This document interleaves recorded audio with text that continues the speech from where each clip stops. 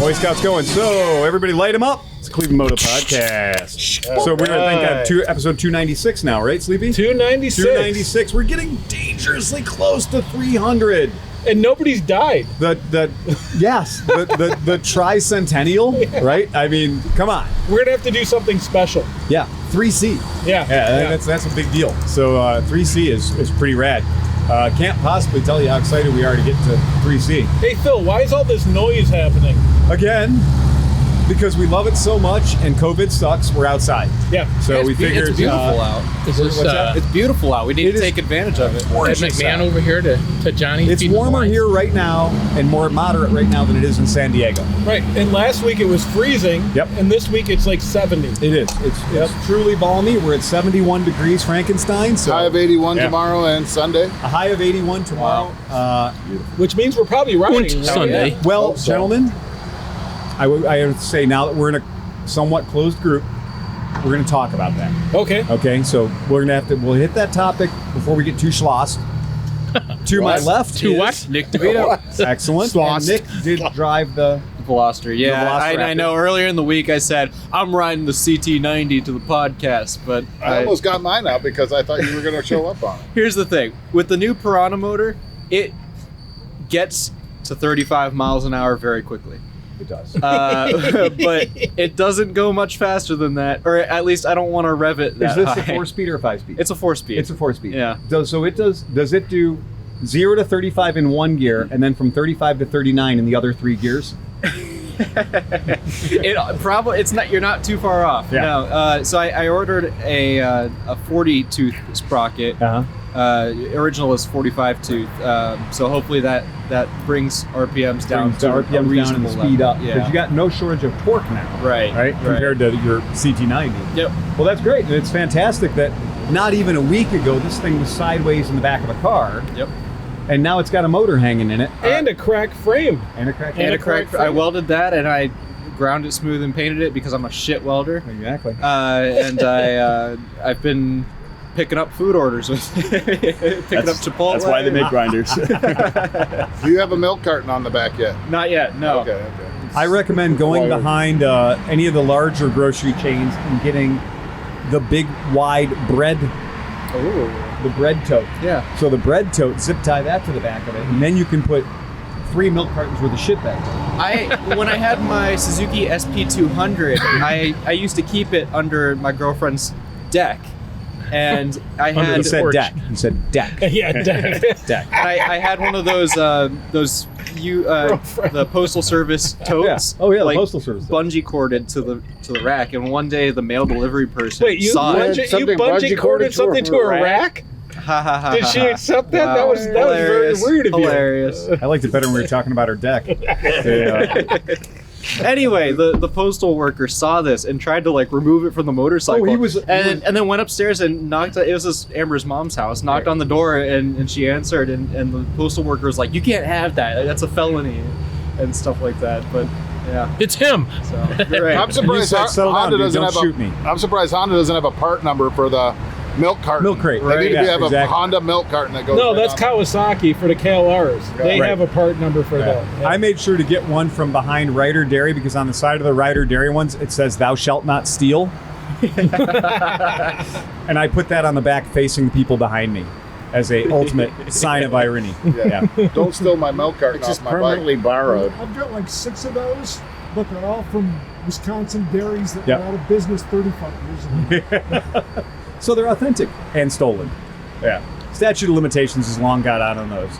I have a galvanized one. Yeah, I was going to say, get the old galvanized I think ones. I do have a steel one. A steel one that I might. Those clean you up. can't find those because all the motocrossers in the 70s and 80s have all of those. Oh. There's nothing unkillable as a galvanized metal milk crate Using for it putting for your CM250 up on. for a bike stand. Yeah, Yep. for your CR250, just pop it right up on there. Perfect. And then to his left, Chase Coleman, Chase, long-time listener, first-time caller, right? Bing, bing, bing, bing, bing, ring the bell. First time caster. Yeah. That's right. And so, did you ride tonight? Yeah. Brand new, basically, Zero SRS. Yeah, Well done. Well done. He took advantage of the Cash for Clunkers program and traded in a brand new KTM. So basically listening to this podcast cost me a lot of money. Yeah, this is So it. I was like, Fuck oh, Patreon. man, that's a You good got rid of idea. that pile of crap. Yeah. That's Now, I something. don't know if you've ever seen that. That's the truck that says Rotten on the side. Yeah. And he's sitting on the floor. I don't think there's a seat in that truck. And the wheelbase, the back wheels are behind the bumper. Yes. Yeah. Yeah, that's again, if you can't be a good welder, be a good grinder. Yes. Yeah. So yeah, you rode your SRS? Yep. Your Zettel? Yes. I How you freaking liking love it? that thing, man. That thing is so sweet. Yeah, they're pretty- And you talk about 0 to 35 quicker.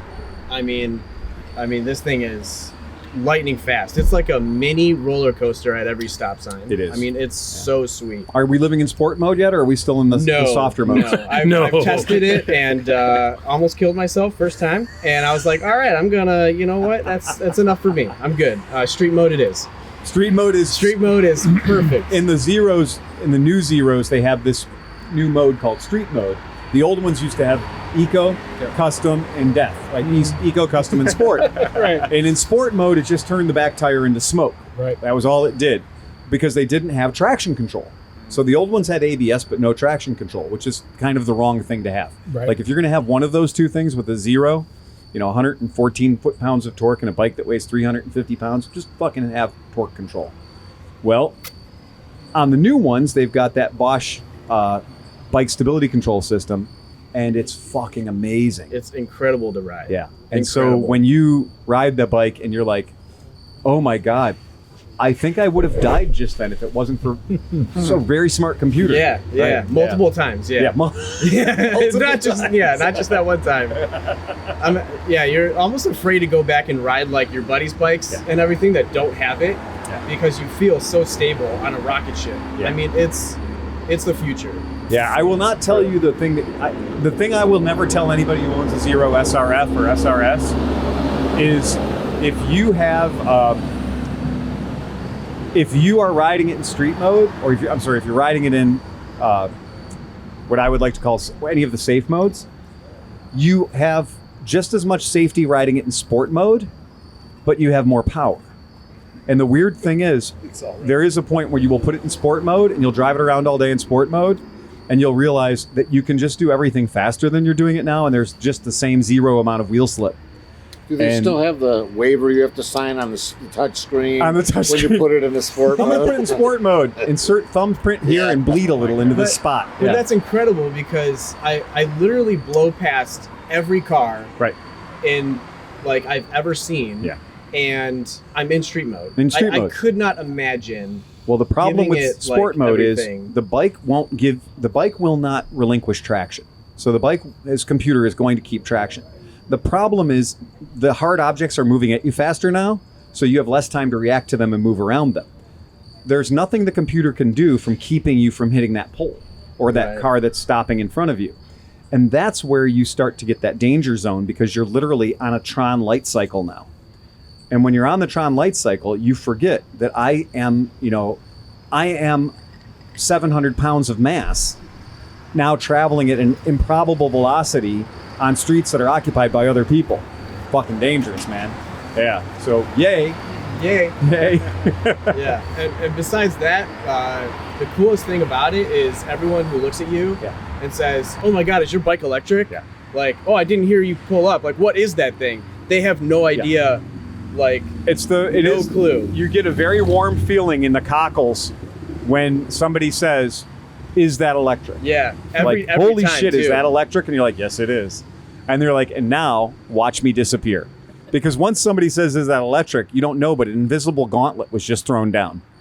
And so as soon as the invisible gauntlet hits the ground, you have to be gone. Like, it's fucking crazy. Yeah. Yeah. A lot of time the next sentence out of my mouth is, "You want to see how fast this thing is?"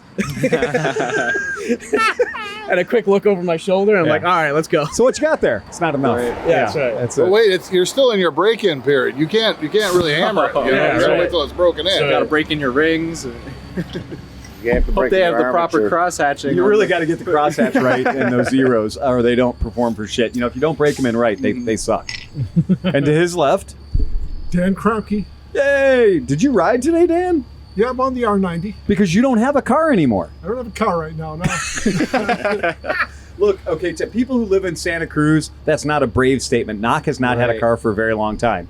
But to live in Cleveland without a four-wheeled vehicle... At the end of September. That's some brave shit. You're really letting it slide. Well, my wife does have a car. Okay, all right. We don't have any cars. What are you holding out for? I don't know. I'm thinking another new Ram truck. Yeah. I'm just kind of biding my time. The lease on your Ram worked out well for you. Say again? The lease on your Ram worked out well for you. Yeah, it worked out okay. I really wanted to buy the truck because I think I had $1,000, $1,500 in equity in it. But they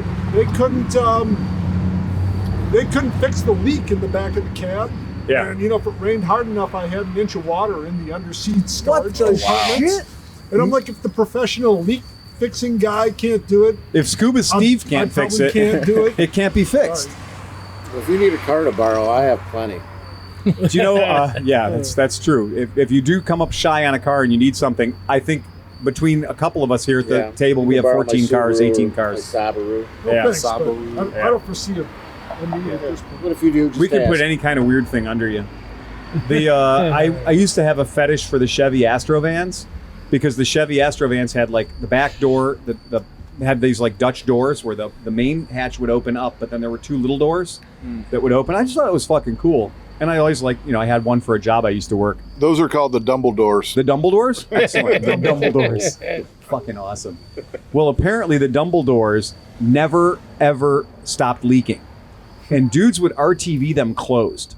So it would stop flooding the back of their vans. And that, for me, was a deal breaker. I mean, I can't have something where, especially in Cleveland, where anything that gets wet gets frozen. Yeah. And then you're locked out of your own vehicle. Or salty. Or salty, right? Well, I have a weird problem in my Saab.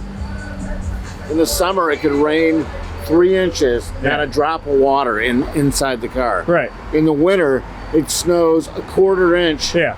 And the back seat behind the driver's seat is soaked. Jesus. But only in the winter. In the winter. Well, roll the windows up. No, it's almost like the tubes getting like the drain tubes getting frozen or something from the 90% of car problems people don't realize is that the drains get plugged. Yeah. So the water's designed to go all through your car, but it's also supposed to drain out. So so just riding a BMW, man. Yeah. Good. So Yeah, I actually haven't ridden in about a week. I sprained my right elbow. And every time I would wrench or ride, it's like the elbow wasn't healing anymore. So I took a week off. Yep. Hadn't ridden the BMW in 3 weeks. Got Right. on it and figured out pretty quickly that the front brake takes enough pressure that's probably going to make it a lot worse if I keep riding it. Yeah, and that is true. So I mean, that's I just bought your buddy Dan's BMW. So that was like in one of those really obtuse Phil Waters Clevelandmoto 5-way deals, where we had to like name property in his name on the moon or something to make this deal happen. But long and short of it is he left with Tim Harnett's formerly lowered, now up to normal natural ride height V7, and I got the white, formerly blue R90/6, which I kind of want. 75. You know what? It is truly yet another.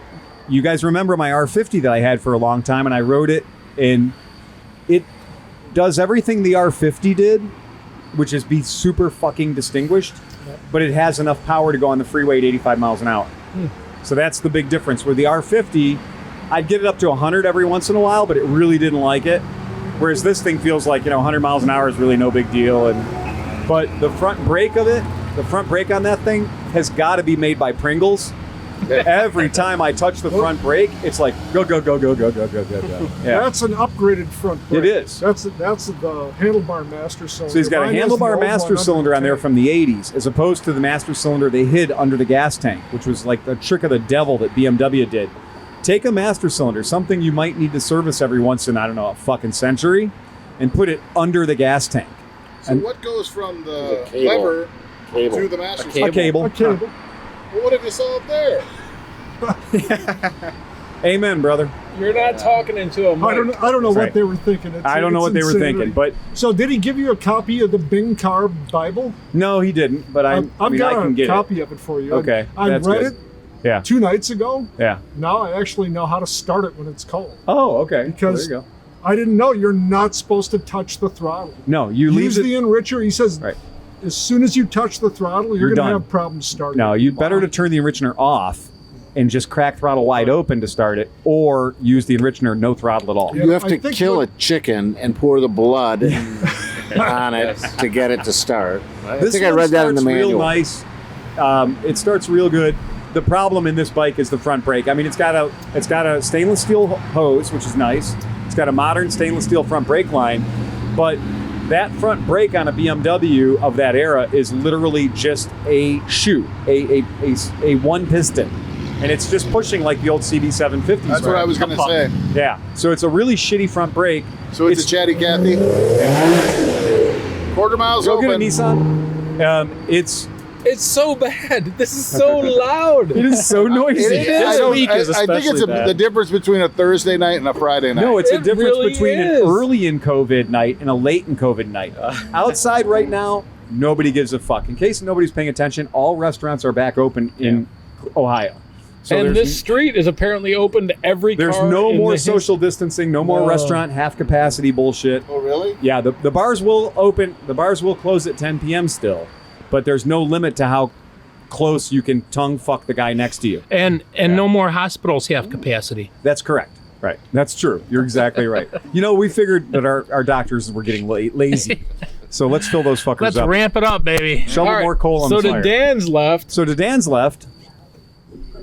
What do you had, McMahon? Steve Hoffert. I rode my monkey. It's got 9.5 horsepower. It can't get out of anybody's way. I can't outrun anybody, and people just laugh at me. Okay, Dude, Piranha 140. to my left. Johnny Mac. He has 2 mics now. I drove my car. He does have two because mics. But I do have a little exciting news. I might be getting a free bike. And it is the most awesome bike in the whole world. A TS 250. Wait, that's not what I'm getting. Oh, that's what you want it to be. So the free bike that I'm supposed to get is the free bike that Steve wants, which is a Honda Silverwing 1981 Interstate. Wow. Yeah. Wow. Tell us about it. Just an old buddy that I worked with. Happened to send him a joke. Right. Or something with tits. Did you have to swallow, or was it just like spit and kind of rub? Well, here's the caveat: is all the guy wants is, can you look at his 98 Virago 1100 and tell him why it won't stay running? Yeah. Because it's a Virago. Because, yeah. But then he was very clear to say he doesn't expect you don't have to work on it or anything. He Right. just wants your opinion. Okay. But he's giving you the bike, and I'm like, does it have a title? Well, let me see. So I don't know. Right. But Because the bowls have a foot of sand in them. probably that's well. I'm gonna, I've never met a carburetor that doesn't need clean. That's so that's exactly gonna be right. First of all, clean the carburetors. Second of all, I don't know, clean everything else.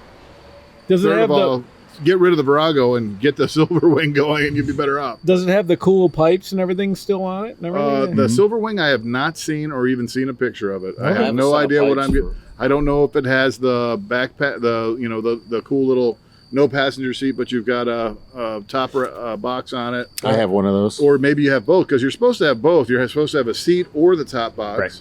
Or you can have the Mark Allen something made a thing where you can have the seat on it, Right. and the top box sits behind it. Right. I don't know. The I don't top know what box is also a backrest. Yes. Yeah. Right. So they have a rail thing that you can slide the top box forward, and it becomes a backrest for a solo, lonely operator. I do not know what I'm getting into at all. I can tell you I'm picking it up from South Euclid. Oh, there you go. Who Nice. knows? Yep. But Oh, there you have it. we'll see what happens. If it doesn't have a title, I don't know. Does anybody want a non-titled Silverwing Yeah, for but you can parts? go to Vermont and get a title. It's fine. I'm not dealing with any of that it's bullshit. a massive I've had- pain in the ass. No, if it's it's no title, I don't even know if I want to bring it home. I'll take it if there's no title. Yeah, for me parts. too. Okay, That's so not we a got problem. two takers. Yeah. There you go. Sorry, Steve, but he's already said he's. Well, into yeah, the you Silverwing. guys rub each other's wieners. Well, so that's and- fine, that's fine. And honestly, yeah, no, Hoffert is such a fucking weirdo for that sideways. and he has a lot of V-twin. storage places at things he's not supposed to store. Not anymore. things at, I may so- be leaving my current employ. Oh, my No. goodness! Holy You're not going to be shit. grumpy sewer guy. You're going to be grumpy like Something non-job else guy? Please go work for NASA. First of all, he is not grumpy. Grumpy NASA He guy. I'm not would grumpy. like That's to what I further want to be be. called Happy Sewer Guy. I don't want to cut in the order, but Yeah. we were talking about titles, and I got reminded of the fact that the CT90 didn't come with a title; it came with the address of the original owner. Oh, really? So I sent him a letter, and he called me yesterday. Oh, really? So I'm gonna meet with this guy Monday. Wait, Oh, wait. yeah, You sure. sent him I sent snail pigeon mail. Snail mail. I snail sent mail. this 70-something-year-old man a letter Congratulations, because that's with why a he picture of the CT90, and just he 'cause responded old because people you like that. sent him a letter, Yes. not an email. And he called me, and I'm meeting with him Monday to get the title notarized. Nice work. The guy's email address was noah@webtv.com. At Friendster. Friendster, yeah. Friendster.com. You know, you might not think much about it, but it does mean something to somebody that you would take the time to actually write and mail him a letter, especially to older Oh, yeah. people. You know what I mean? Yeah. For them, that was a way of conducting business. And I know this just from my mother-in-law. Like, she really very much likes to send letters to people and likes to get letters. She fastidiously goes through her mail. And, you know, it's just a time gone, but she doesn't have email. So she appreciates mail. The number of people that we get at the shop, and I'm not going to lie to you guys, it's old white men. The number of people who call the shop and ask me to mail them flyers, to mail them brochures Right. for all of the models we carry. Oh my god. That sounds expensive. No. 15 years ago, when I can sit here and tell you guys with a straight face that every model we carried had flyers 15 years ago. And that would mean me mailing off like a manila envelope that weighed 3 pounds Right. for like all the dopey little Bajaj flyers and the then crazy in the Royal 90s, Enfield flyers. you probably had the 3-inch CD-ROMs that you could just send out. Yeah. And here's what's kooky is people that do that today, I'm like, well, these companies don't make flyers anymore. They have billion-dollar websites that don't work. Right? They have billion-dollar websites that you can't navigate, right? And It's not like a... they're always like, well, can you print it out then for me? And oh my God. You just figured out why Harley Davidson is failing. They stopped making brochures. Yes, they did. They Yeah. went to a website. Yeah. All the Harley guys are like, I The don't last know. year that we had brochures for the for the Moto Guzzis, the Moto Guzzis had a cruiser brochure, which, Chris, I've got a few of these for you. They got your bike all over them. But these things are thick and shiny and printed on good fucking paper. These are gorgeous things. You know how good they are? They cost me $4.31 each. Wow. Yeah. And you know how many I got to pick? None. They just showed up magically and it appeared on my parts bill. Oh, yeah. Yeah. Right. Jeez. So I got 1,000 brochures. Okay, great. That's great. Cool. $4,000. Yeah, about $4,000. Yeah. Wow. Yeah. But Phil, it's so easy to own a motorcycle shop and make money. Well, that's exactly it. Thank you, Steve. Yeah. So free interstate Yeah. silver wing. A silver wing. Yeah, it's color is it? it's You going to gonna be jump an 81 is going to be the CX60 motor? GL 500. No, it's going to be a GL. Yeah, it'll be a 500. 81 and 82 were the GL 500. Yep. Same motor as in the CX 500. Exactly. Monoshock. I have no. It's going to have the monoshock. Yes, it It's will. going to have the air shock front end. Yep. It's going to have to need steering head bearings. Yep. Probably. It's going to need everything. It'll need to have the Water propeller pump seal. replaced on the It's going front to need end. a water Yeah. pump seal. Yep. It's going to, Need a but fan put on. I just briefly Yeah. started looking them up Yeah. again. I had a 78 CX Right. 500 it was one of my first bikes, and I really enjoyed it and rode the shit out of it. I mean, even my wife and I rode the Pittsburgh and back on it, and it was like she was falling asleep on the back seat on the way back. It was like, it's a 500cc bike that puts out about 45 horsepower, liquid cooled. It's in UK it was called the Plastic Maggot. It's a Nothing three-valve motor that you cannot kill. It is a 4-valve motor. Oh, is that a 4-valve? Yeah, it is it's a push rod motor. It is a push rod. With Yeah, forked you're right. rockers. You're right. So Yep. each push rod pushes a forked rocker. Yep. And so it's a 4-valve liquid cooled motor. So, Yeah. did Moto Crazy. Guzzi ever do a lawsuit against Honda? No. Nothing like No. that. They were just like, okay, cool, you No, copied yeah. us 100%. It's just a longitudinal V-twin. Right. It's- Yeah. I They're mean, not it- Harley Davidson, for fuck's sake. You're not going to sue somebody over the sound of your potatoes. It is an extremely easy motor to maintain. If you tighten the cam change sensor every once in a while, and you can The valve covers come off. They're O-ringed. You can put them right back on without a new gasket. You don't need a new gasket. Just set the tappets on the valves and everything, slap it back together. They're a really easy motor to do. I mean, almost bulletproof aside from, like the... Some of the plastic parts now, 40 years later, are getting brittle. So like the fans and stuff like that are made of plastic, you might want to replace those just out of, concern for the future. But I've seen a few of those break. When you look at those bikes in Britain, they're putting 200,000 miles on them. No problem. Yeah. It's because Honda built that motor right. They absolutely did. And to your left, speaking of new bikes, Chris Smith. Chris Smith. You, if anyone on the radio notices that Chris is a little taller today, if anyone notices that Chris has got a little extra swagger in his step today, Chris's motorcycle world has definitely fucking improved. New bike. The biggest jugs of anybody here. Yeah, no shit. Like, Chris pulled up today on a bike that just said, fuck y'all. Yeah. Good job, Chris. Well, not without a lot of consternation, but... we heard all about it. Yeah, so, all right. We witnessed it. And to my left. Oh, come on. Oh, shit. For the podcast listeners who don't know what the score of the fucking century sounds like, you did. You got the score of the century, dude. Tell them all about it. Well, so the guy down in Brunstucky, has he's got quite a few bikes, and he's getting up in age and wanted to get rid of some. So about a year ago, he called me and said, "Hey, I got this Moto Guzzi California," and I've been down to his garage a couple times and asked him about it. How many miles does it have on it? It's got just over 4,700. So it's not even broken in yet. Let me help our podcast listeners.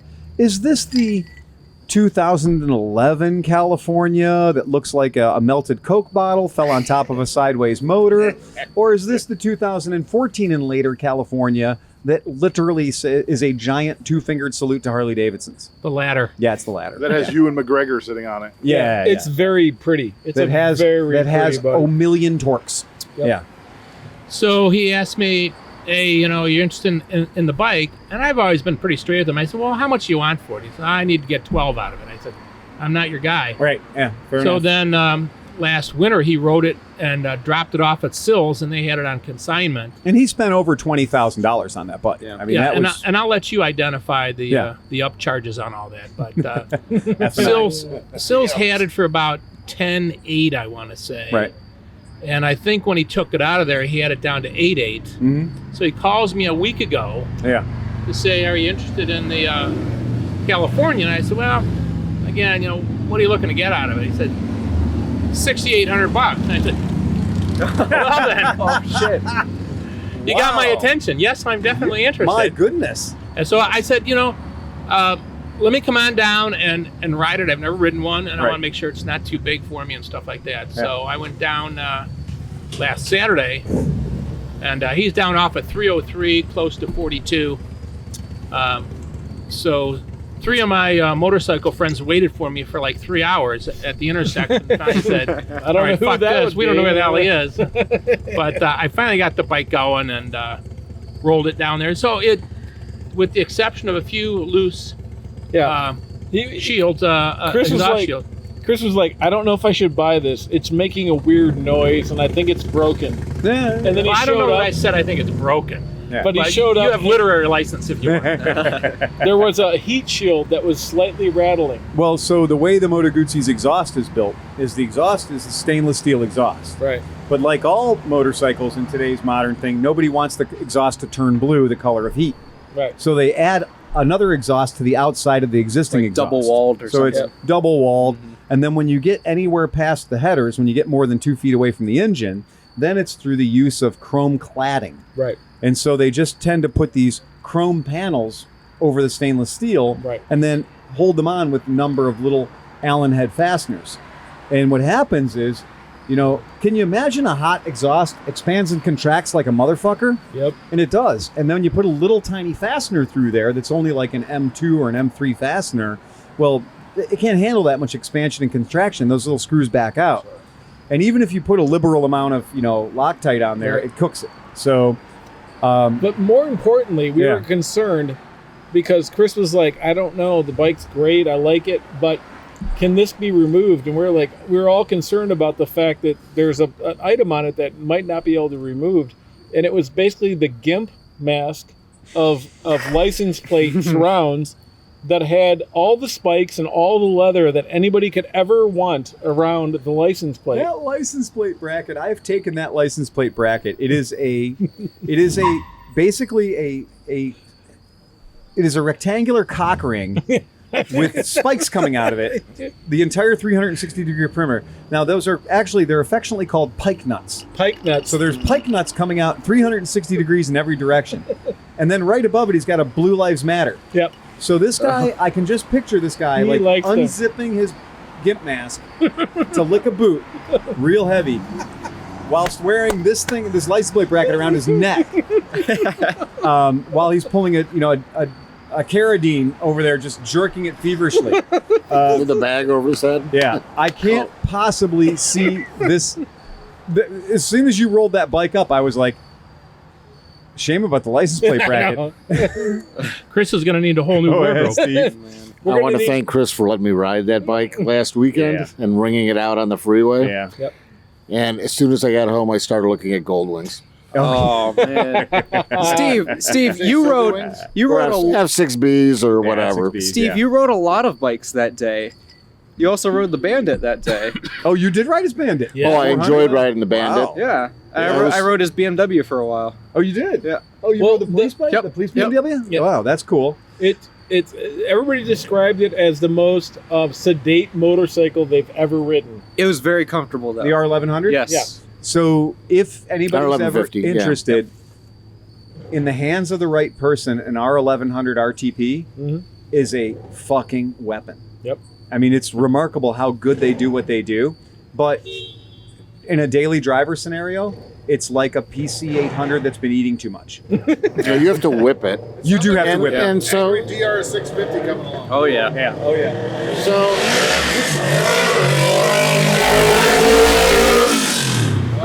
Some sort of a twin. Dude, that was a Ninja 650 twin with nothing after maybe 6 inches out of the exhaust manifold.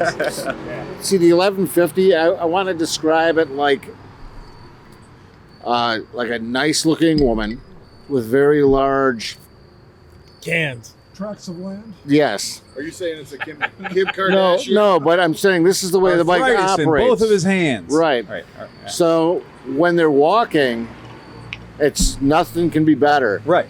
But when they start running, it's a mess. It's a mess. And that's the way that bike is. Over like up to 4,000 RPM. We all it's love the most beautiful thing in the all world. love watching You Jessica get it Rabbit. about 4,000 RPM, you got tons of power, but Right. it's a mess. Right. So, That's true. I mean, We all love looking at Jessica Rabbit. Can you imagine that woman in a hot sprint? Yeah. Yes, I can. Black eyes Oh, yes, instantly. I can. So I went out and took it for a ride too. And I tightened up the other heat shield that was rattling at 3,500 RPM. Because Chris is like, it makes a weird noise at 3,500 RPM. So while we were sitting in the parking lot, I just wicked it up to 3,500 RPM slowly, and then found the offending heat shield that was another chrome piece of... It's a chrome thing that doesn't need to be there, except for it would look so bad if it wasn't there. Right. And so everyone wants our exhaust to be this like contiguous, long, phallic, chrome, thick thing from the front to the back. And you know what? Exhaust systems don't necessarily have to look like that anymore. I can fix So- that. Just fire up Sparky and Exactly. yeah, we'll take care We'll of take that. care of that. Zap, zap. You'll Turn be an fine. Allen head into a rivet. That's right. You know what? Titanium exhausts are the best though, because the color they turn. is Oh, awesome. yeah. And stainless steel exhausts turn pretty colors, too. You just got to worship that shit. The, But I took it out and rode it, and there is not one fucking thing wrong with it. I rode that bike, and it was like, those bikes are so good. The problem is he paid a third of what I paid for mine. Is it yours? Yes, as of Thursday. For $6,800. Yeah. Well done, Now- sir. well Well done. Well now, done. You should while feel I good was about down that. there on Thursday, I got 2 more deals for you guys. There's Okay. a 1988 Suzuki 450 L. L. Yep. I'm presuming it's an L because Cinch was crybabying about it so much that it's got and the guy wants The GS $500, and I'm sure you could talk him down to $450. Oh, you could. A But- bucket CC. Right. It'll always be a swayback horse, though. Yeah. And then you have fun on it, you know, for a little bit, and then you sell it to James or It's a something. great bike for vampires because you can't see yourself in the reflection when you're riding it. So, you know, that's a perfect bike for vampires. Yep. You can just enjoy the bike the way it is, and it's fine. It was Suzuki's answer to the Honda CM400. Right. But And you then cannot Steve, they got your motor down there. For you 50 can't bucks. un-L and L. No. Unfortunately. No. I think you can cut enough off that I think you they could meant to un-L say an L. No, you can't. luxury, and they did loser instead. Yep. I'm on websites dedicated to Suzuki GSs. Yeah. And L is like You can't fix that. It's the pariah of all GSs. It's a CM. Honda CM series. It's exactly what happens when some guy comes up and goes, "Yeah, I got a KZ1000." I'm like, "I bet you it says LTD, after you cunt." Right. Yeah, how'd you know? Oh, that's the best. Craigslist Because your is belt like buckle got here $4,500, $8,500 first. Yeah. LTD. Everyone is an LTD. Yeah, of course it Every is. single one. Oh, you know they're good. They got shaft drive. Yeah. No, Excellent. that doesn't make them better. See, only weirdos like me like shaft drive on their 850 fucking motorcycle. You're right. Only weirdos like you. Look, I swear by shaft drive. shaft drive works great. I have it on a ton of motorcycles, but don't come in leading with I got a KZ1000 Yeah, no. and then finish it with LTD. Your performance is dropped by 35%, but your reliability has gone up by 130%. Exactly. So it depends on what you want. That's pretty much what it is. Right. KZ1000 though is the calling card of I'm making bad decisions very quickly. Right. And also Or probably on my way to jail. you're wasting 7 hours of Phil's life. Yes. Yeah. Exactly. And they're gone. That's it.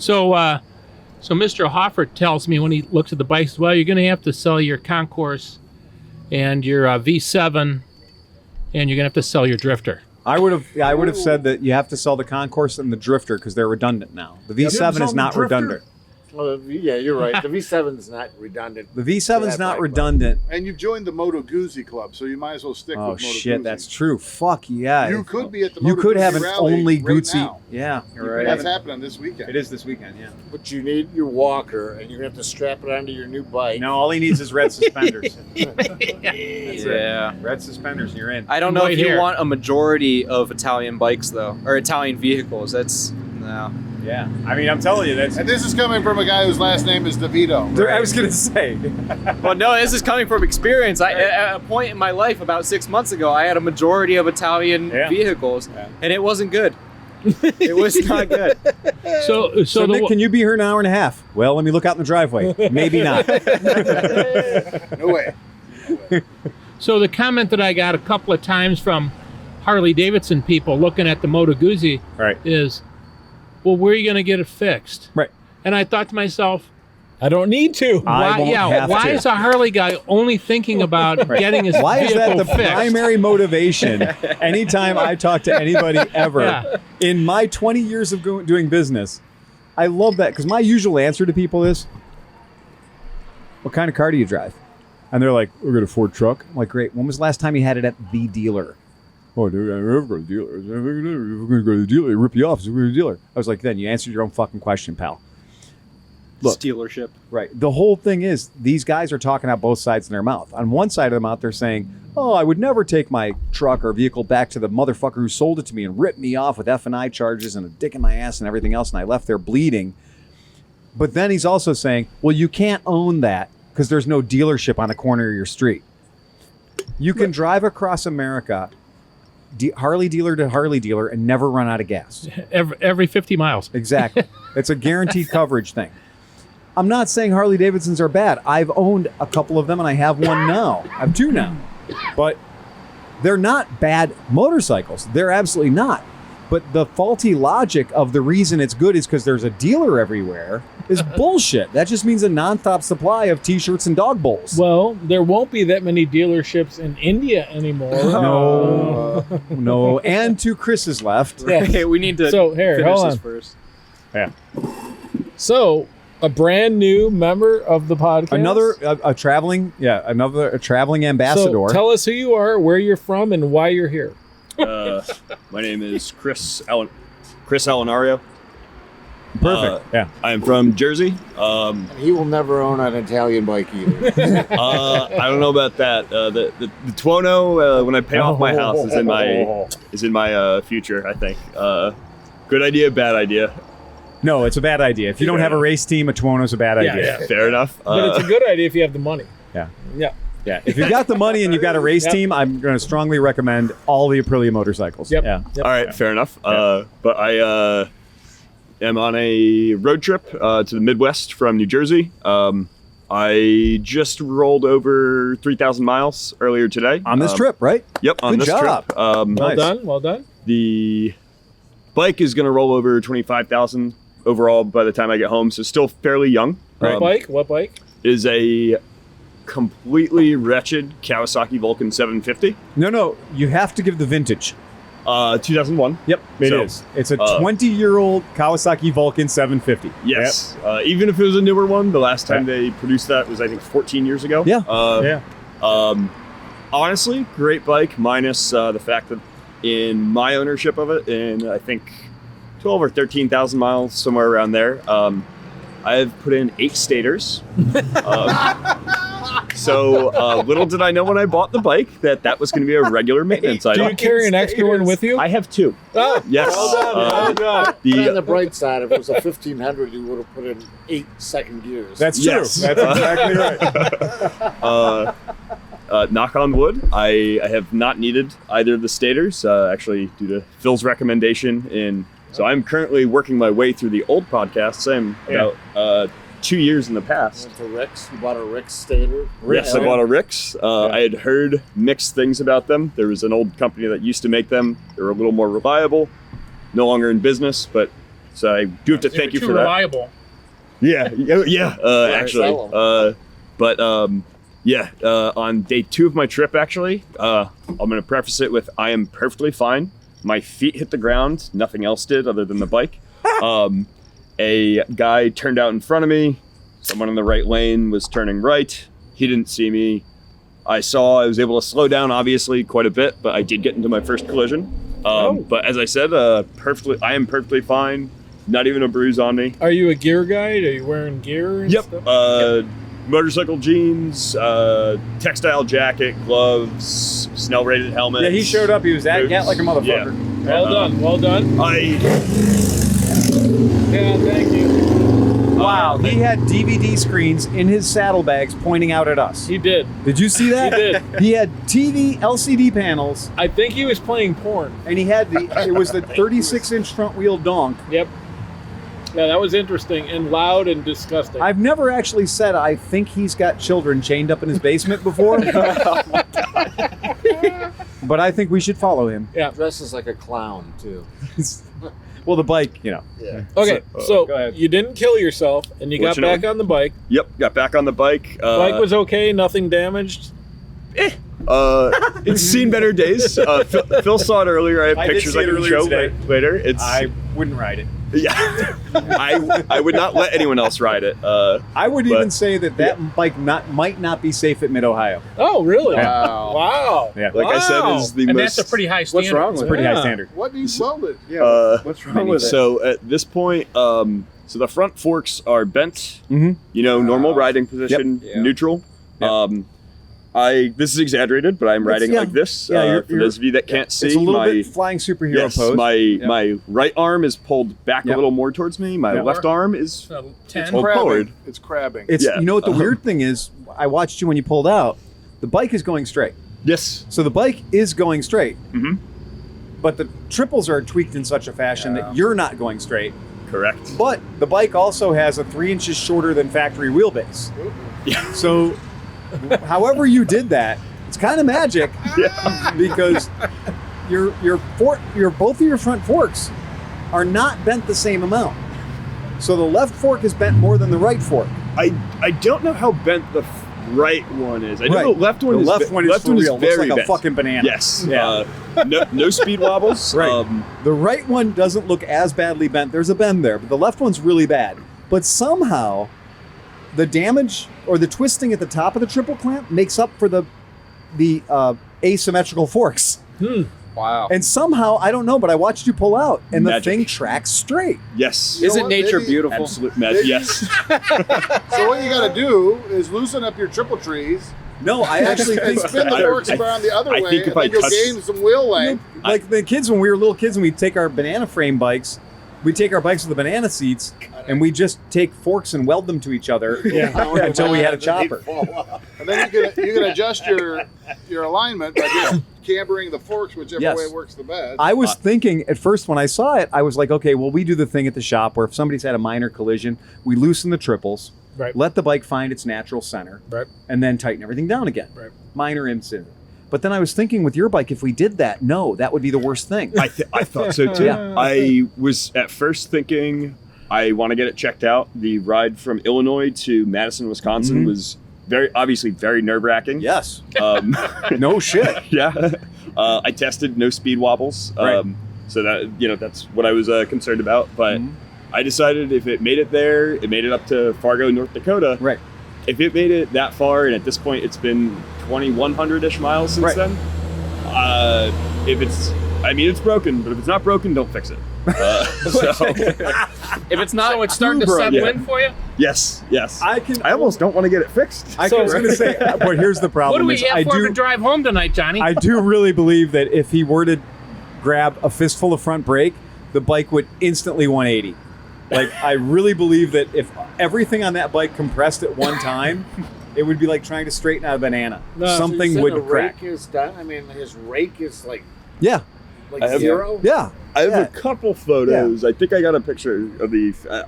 I'll show you guys possibly after. So we don't need to get out the tape measure to see that. No, you don't. Janky. No, you don't. I may even stop back by tomorrow. Yeah.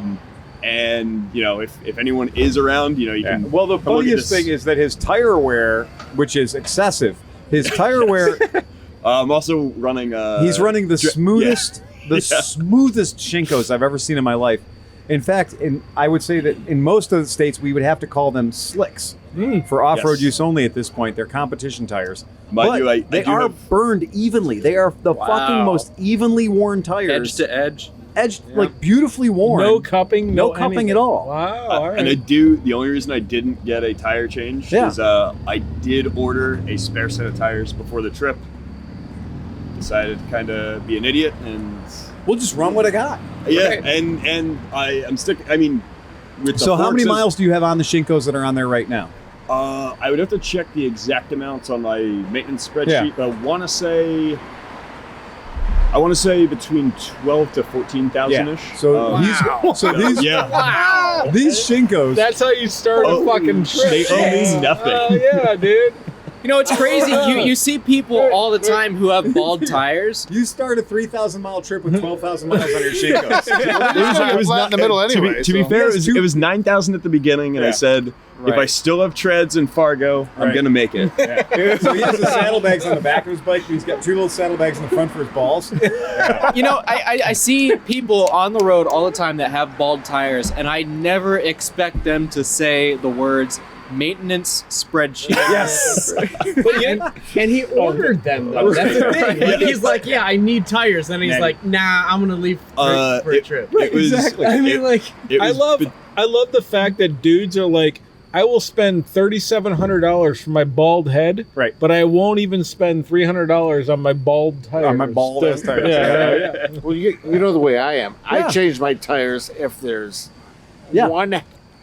When you can see that wear has happened. Oh, please! Your my Africa tires. Twin your back tire is flat. No, it isn't. There's a flat spot on your Africa Twin. Well, no, I'm going to change that, but I mean, it's not. Ask Phil how many tires I've changed. Yeah, exactly. He's a tire changing fool. But he's got tires he ordered he never picked up. He just likes having tires on standby. Hey, that's kind of what I'm getting at this point. When I was checking out his tire, it was funny because it's worn perfectly evenly. Like the tire is the example of a worn tire. Wow. All right. But it's also a Shinko, which a lot of people shit on Shinkos. I love Shinkos. But that is the only tire I'll put on that. The wear on it is perfectly even, and it's a touring, right? Yep. Yeah, Tourmaster, right? The 230s. Yeah, it's a Tourmaster. I was considering switching it up, but the tire wear on that thing is brilliant. So air pressure is obviously right, but here's the wacky thing: he's so deep into the tread wear indicators, it's actually got what tread wear indicators? Exactly. Yeah. There we go. Working on some motors. Yeah, of course. Yeah. Well, at what point does the tread wear indicator become part of the tread? That's what it is. His tread wear indicator just gave him sidestepping. Yeah. There's snow tires now. That's exactly it. It will get changed before I ride anywhere else after I ride. Funny. So we were looking at it, and we were like doing the math from here to Jersey.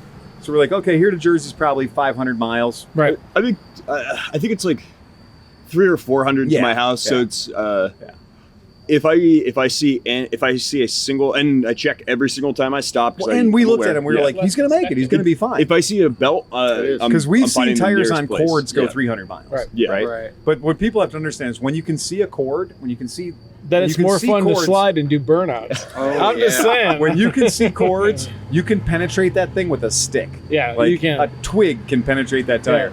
Yeah. And a pebble. Right. And his tire is that kind of like evenly worn, but I'm gonna say we did kind of, James and I had a chat about it. We're like, how far would you ride that tire? Like, I wouldn't have ridden it here.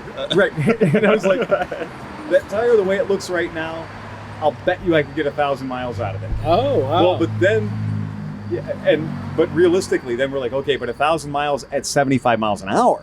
On a smooth road with that's the trick. You're like, oh, hot tires burn down faster than cold tires. Yeah. I have taken that into consideration. So sometimes when I think about it on the road, you've had a little bit of oil consumption. So you said you had how many quarts? So far 2, and I'm still right near high. Right. So I'm good. I have another quart with me, so that'll make it. You're fine. Per tank? Yeah. It's actually a 2-stroke now, Chris. We're gonna take the 10W40 away from you and just give you some clots. No more oil changes though. So. When I had I'm borderline at an oil change at this point with just oil that I put in. But the so when I first noticed it, the oil light was on when I started the bike in the morning. Right. But maybe it just needs to warm up a little bit. Right. But I kept the revs up a little bit, so the oil light went off to keep pressure up. And who needs a dipstick? I got an oil light.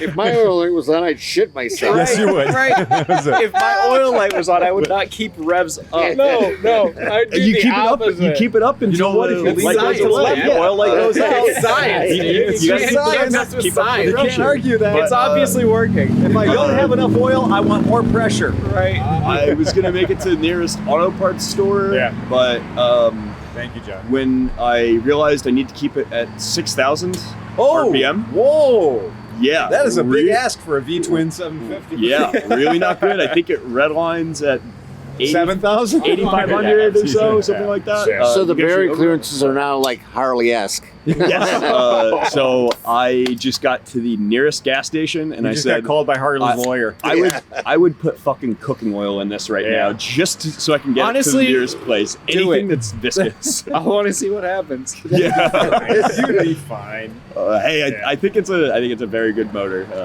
What is your investment in this bike? Yeah, what did the bike cost you? I purchased it for 2 years ago with about 11,000 miles for $1,300. Holy wow! And you're touring on this. Yes, and I actually about 2 years ago, you guys probably have forgotten this. Somebody had emailed in about wanting a touring bike, and their budget was $1,000 whole dollars. A $1,000 budget. Dollars. This was actually, and I listened to this on the trip. This was actually one of the bikes that you had mentioned. So I was like, oh, that's good. I'm on. We have a lot of love for that bike. Yeah. I mean, that's as mechanics. We had to mention a GL 500 Interstate. Yeah, well, that had to be mentioned too. Of course, you did. The trick though is people pay too much money for those. Yeah. Yes. Whereas a Kawasaki Vulcan 750. That guy's hat. Look at that guy's hat. That's a hard hat. Fucking amazing. Yeah, he's got a pith helmet on. Yeah. I see him all the. I've been tempted many times to buy another one because I will. You don't adjust the valves. No. For a second, I thought you were talking about the helmet. Oh yeah, well, that too.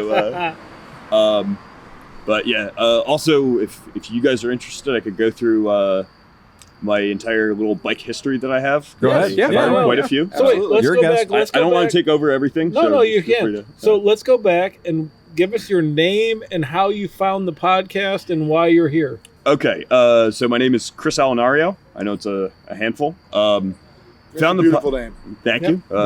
It's terrible because I have to spell it every time I am on the phone, but it's great because if you look me up, well, spell it so when I'm editing this, I can add your name properly. Fair enough. It is ALLUN as in November, ARIO. Okay, excellent. So, if you do a Google search of that, it's someone in my family. There's no one else, or a bed and breakfast somewhere in Italy. So, down the podcast, just because I got very into bikes a little over 2 years ago, and wanted to learn more. I heard that this one was a very good podcast, and specifically because most of you guys are mechanics and work on stuff. And every time I hear tech tip, my ears light up. I'm like, yes. Did we watch the same podcast? Yeah. We're listening to the same podcast. You just watched the same podcast. I like whiskey and booze, so Yes. I just have enough. Chase is just I like, love I'm your just there sense for the of humor. cocktails. That's it. Right. This is like Appreciate it. tech tip: if you consume 2 quarts of oil every 3,000 miles, you never have to change your oil. Only when you change the filter, I guess. And you're good to go, baby. All I have to say about that is truth. Yeah. Church, motherfucker. I think I've seen like 3 of these guys fall asleep at some point in time. Like, and him. These 3 right here. Right there, that I corner remember right when there. Phil had to call me on a Zoomcast. I did. I called him to wake him up on his Zoom. The best thing ever was when Hoffert fell off the fucking thing and just died. And we were all texting each other like, I think Hoff's dead. Hoff's He dead. might be dead. do we end or keep going? It's like, nah, we keep going. gotta keep going. We keep going. That was a unique night. That was a unique night. That was a lot of bourbon, a lot of something else. Yeah, right. You were hitting the rope, dude. Yeah, right on. All right, so you're watching the podcast, you're listening to it. Yeah. All right. And just, so I've worked as a contractor for my job for the last 2.5 years, and a guy just switched apartments and they opened up interviews. So I actually just interviewed for that last week. On this trip, I actually got the offer. So I have 3 weeks of vacation that I have to burn up before I start the new. I literally applied for my job, just somebody else is paying me, and I'm now, not like almost an outside, not an outsider, you know what I mean, but like I'm now like part of the company I have been working for. You're on the books. Yes, So exactly. you were And you get 3 contracted weeks for of them? fucking Yes. off? Contracted for them before, Yeah, and now you're just doing your work for the company. yeah, see that? literally. That was an old Triumph nothing different about chopper what I driven do. by probably a I 25-year-old need to learn. kid. I need to learn. The only difference is the guy that left. He did the HVAC design work stuff for my department. I'm an electrical engineer, so I need to just learn that. That's not too bad. Yeah, and they're gonna pay for it, which is nice. I'm gonna get more skills and experience. So I'm I'm happy sorry, about that. who did you say? What agency?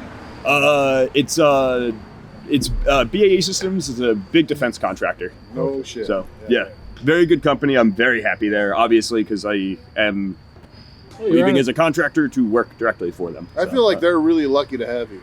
I thank you. I hope they. I hope you don't appreciate disappoint them. Me neither. Me too. And you get to have this trip. Because that Exactly. would reflect badly on the podcast. Yeah, It is a funny thing. Remember, we expect you to put your best foot forward. Of course. No I shortage of appreciate that, electrical yeah. engineers, mechanical engineers, and otherwise people that should know better. Yeah. And embark upon crazy, ridiculous, dumb journeys Right. on completely inappropriate vehicles. Right. And be like, I'm living my best life. That's the other thing I Right. loved about this podcast. Every time I hear about you guys taking like a 150cc scooter further something than stupid. one is Yeah. expected to Yeah. go. Oh, we and- do that a lot. That's And- kind of, yeah. Kelvin Coolidge said, educated derelict. Very educated derelict. So yeah, I wanted to visit a lot of History note states. for the night. Any bike can be an adventure bike if you It make might bad not be decisions. Coolidge. Yes. I think it was, though. So what is your total mileage of your trip, and where have you come from? Or obviously we know where you come from, but where Yeah. have you gone, and what's the whole thing? So I wanted to visit states I'd never been to, as well as prove that North Dakota actually exists. 'Cause I wasn't sure. That's fair. Yeah, Right. yeah. I can verify it does, by the way. Do you know that North Dakota has? I'm going to get this wrong, but there is a state that has absolutely no Tesla chargers in it. Oh, and I think it might be North Or I would not be Wyoming. surprised. I think it's Wyoming. Yeah, to be honest that's with you. I'll have some more data on that shortly, but yeah. I was. I Chase forget is, like, where I writing was, this but I was shit down. He's like, surprised "Oh, to fuck." see a Tesla charging, like a bunch of Tesla charging stations in some location I was in. But so I started in northern New Jersey. Actually, this would have been a little more insane, but I was supposed to go visit one of my friends who lives in Harrisburg, Pennsylvania.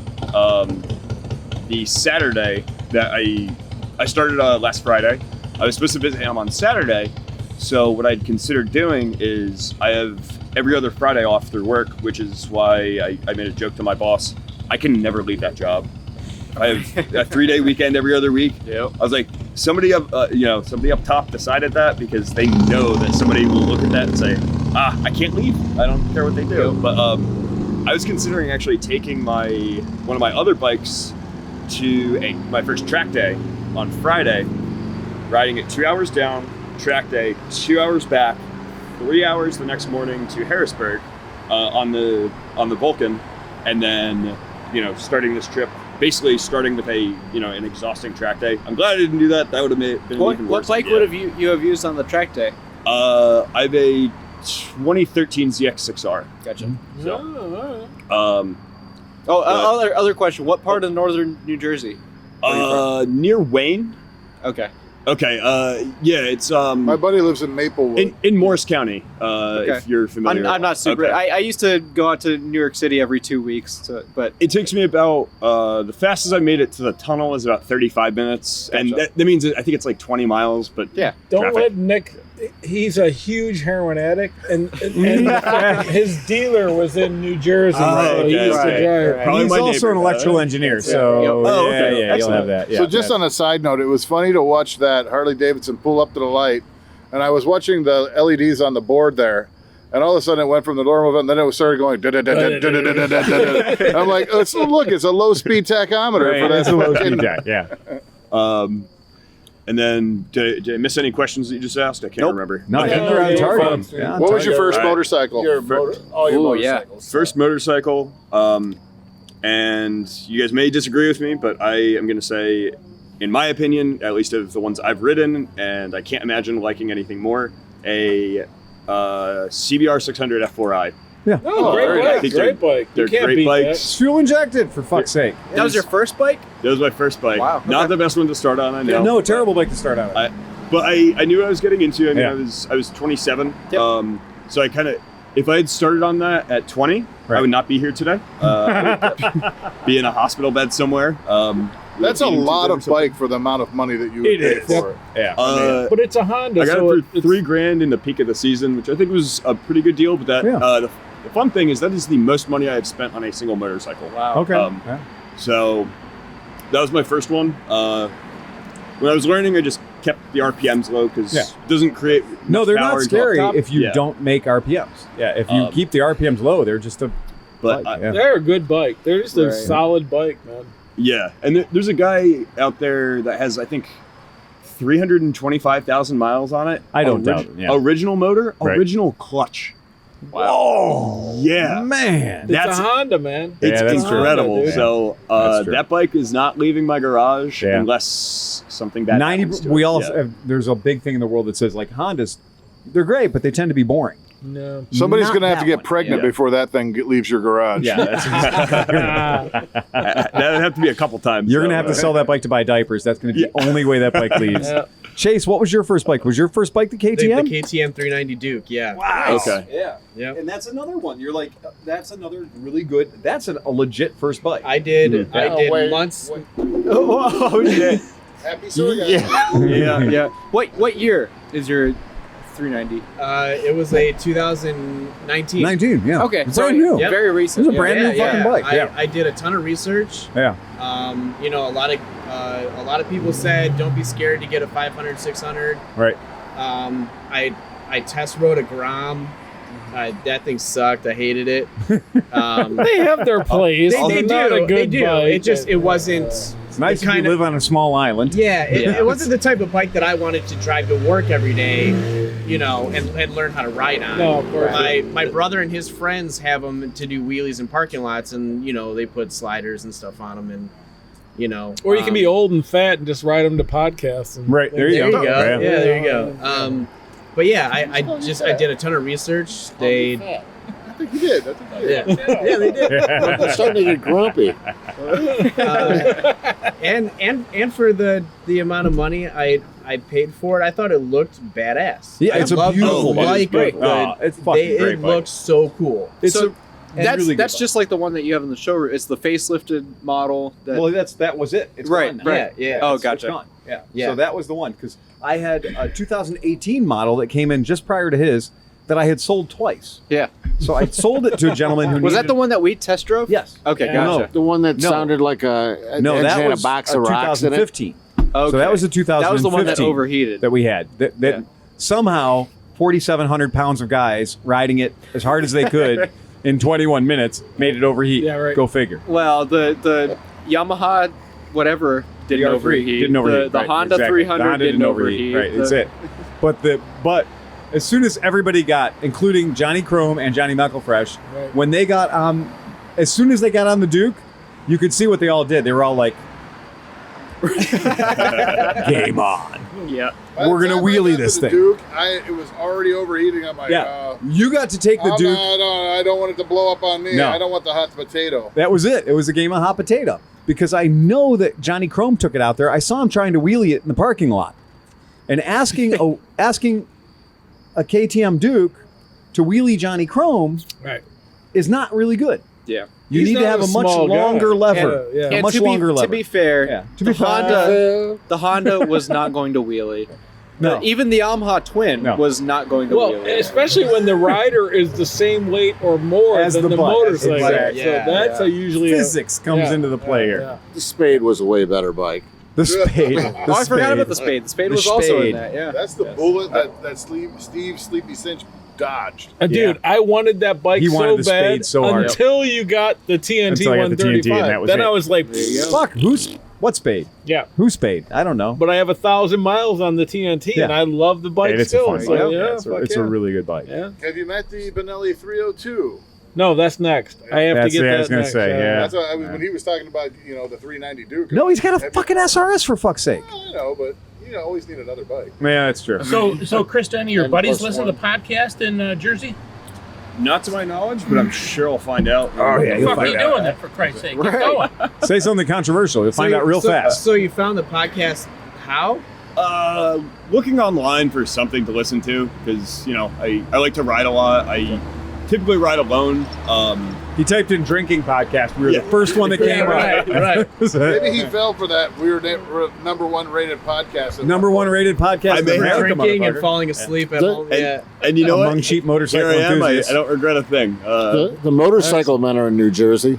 Yeah, that's true. I haven't even heard of that one, to be honest. Yeah, shout out to Ted. I Yeah, like there you go. Ted. Ted's Yeah. cool. Hey, Yeah. maybe I'll stop by there. Do you know what town?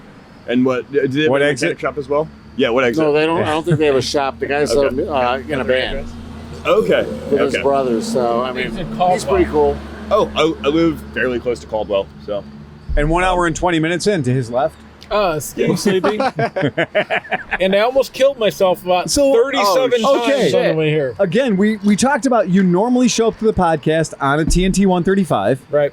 or maybe a Piaggio scooter Or a buddy. or maybe a Buddy scooter Or a 1980s Suzuki. or an 80s Suzuki. Right. What happened?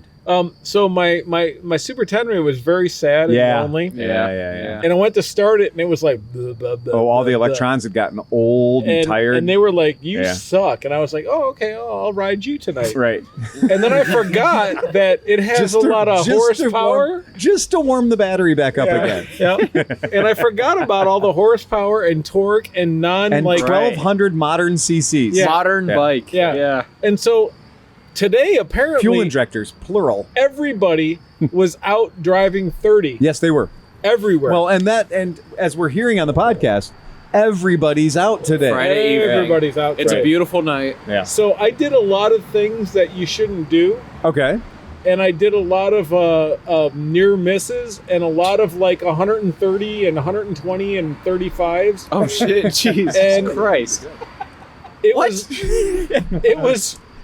I decided that I should probably take it easy on the way home, because I forgot, like on the other bikes. You were angry fucking your motorcycle. I was, and it was bad. You were hate fucking your bike tonight. But the bike took it all, and I love that motorcycle, and I won't get rid of it, and it's a good bike. All of a sudden, you had 3 times as much throttle. Yeah, no, exactly. And I'm still trying to figure out the jetting on that 850, the blue one. You still haven't ridden the Africa Twin. No, I haven't. Just find out what jets it had stock. Well, we're gonna do that. We're gonna do that soon. The carburetors out to No, he's still Right. got the old gas, and he's got to get through one gas tank. No, I'm down. It's garbage gas. No, I'm though. down to 92. I'm down to 92 octane on the blue one, and it's still breaking Dude, up and put high. 87 in. You want Quick question. question. You Quick want question. regular. Can you put the orange carbs on the blue bike? Just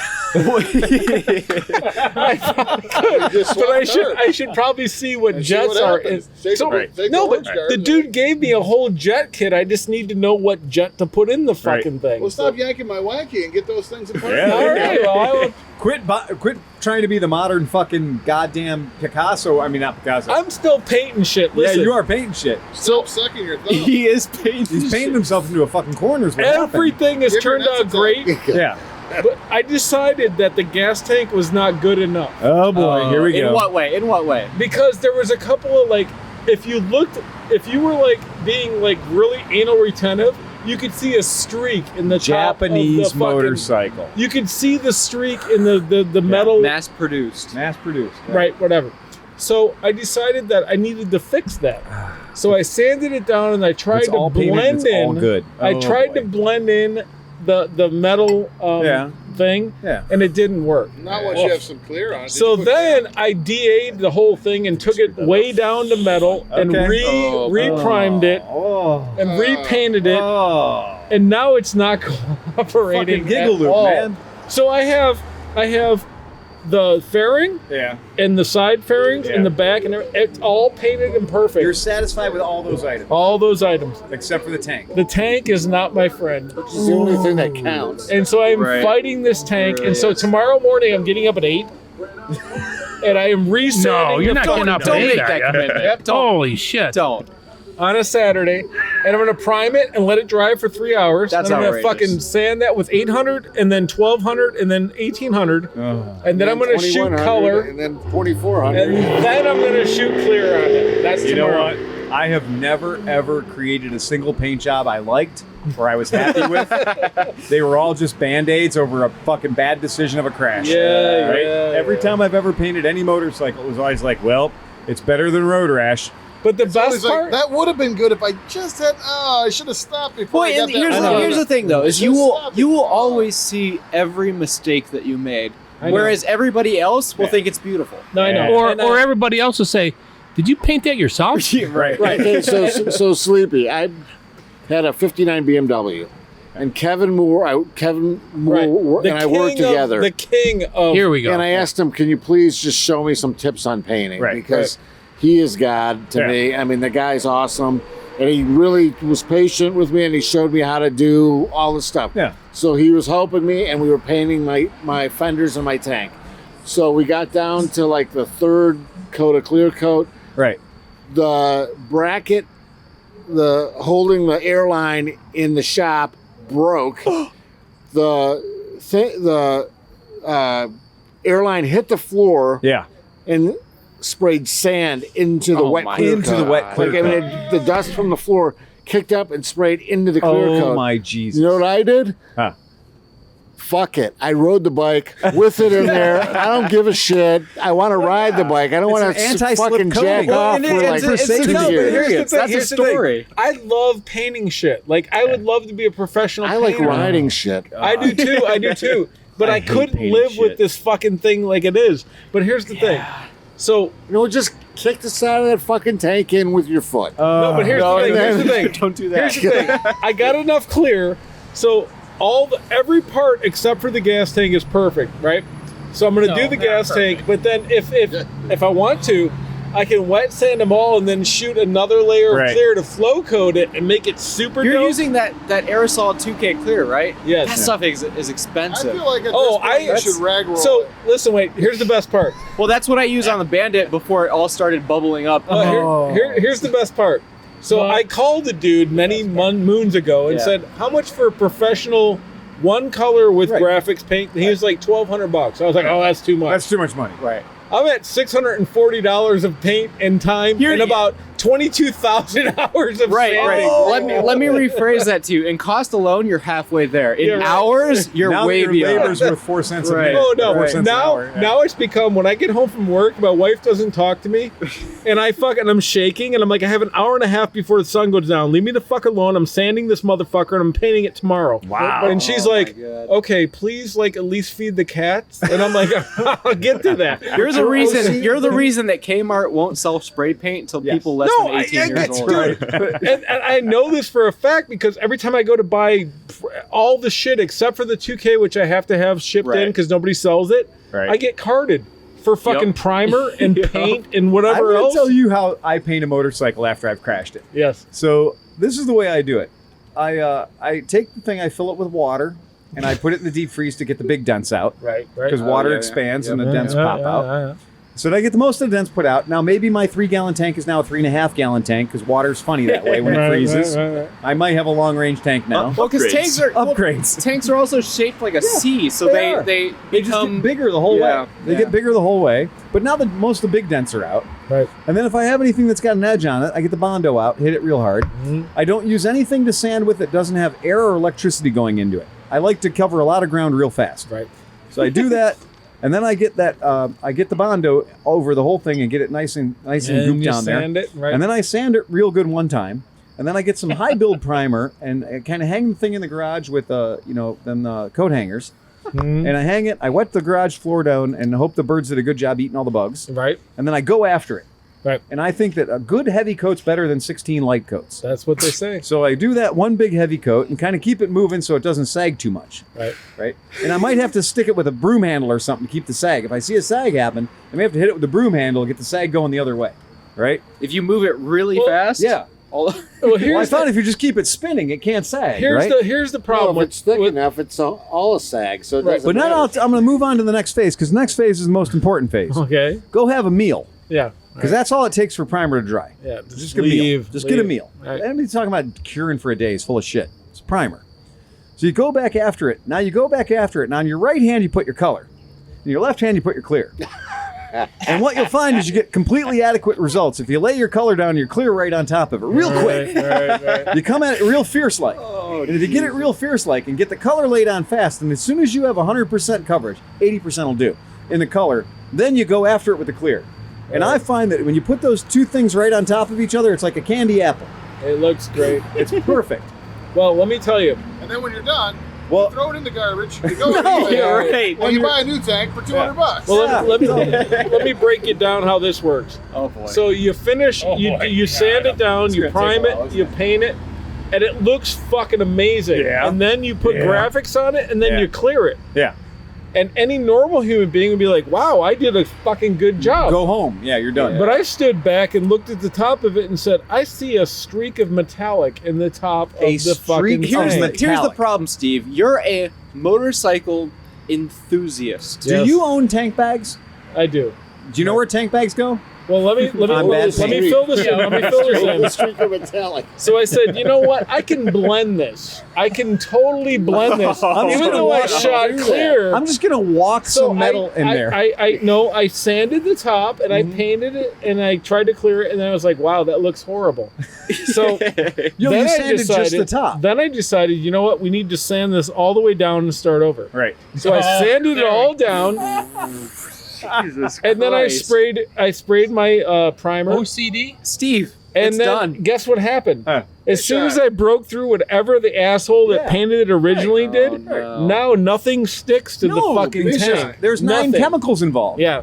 So there's 9 chemicals in the stack. So yesterday when you don't have that problem, you do color in the right hand and clear in the left. No. The metal in your chemicals. tank's 32 gauge now. Right.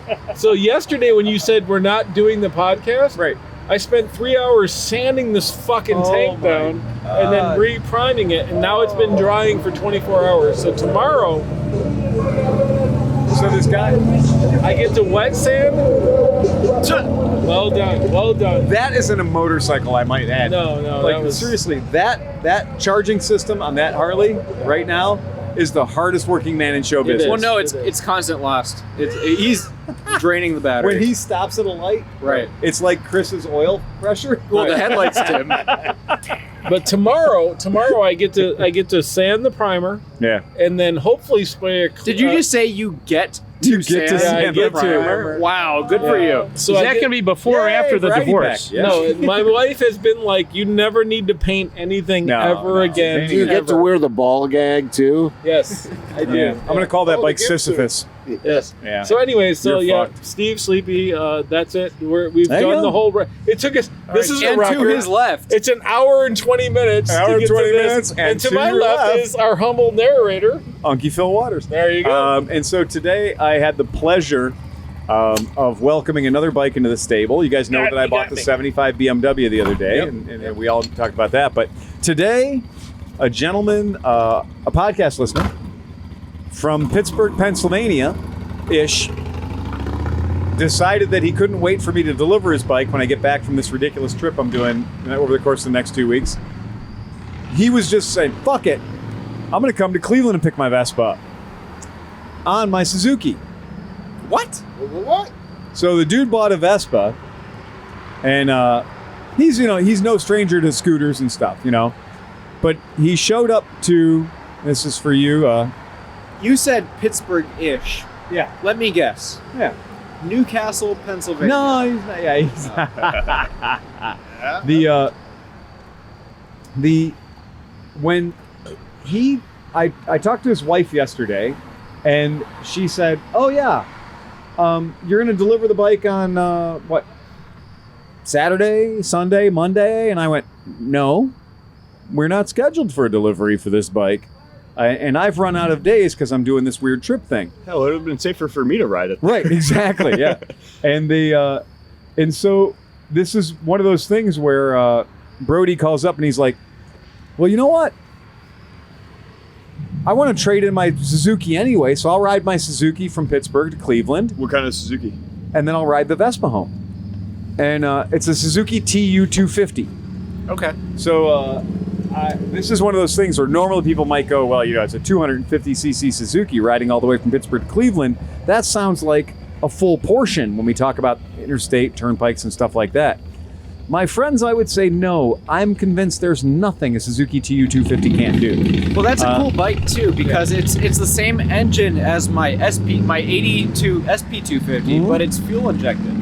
Exactly. It's a fuel injected small lightweight motorcycle, and it is exactly what you want a small motorcycle to be.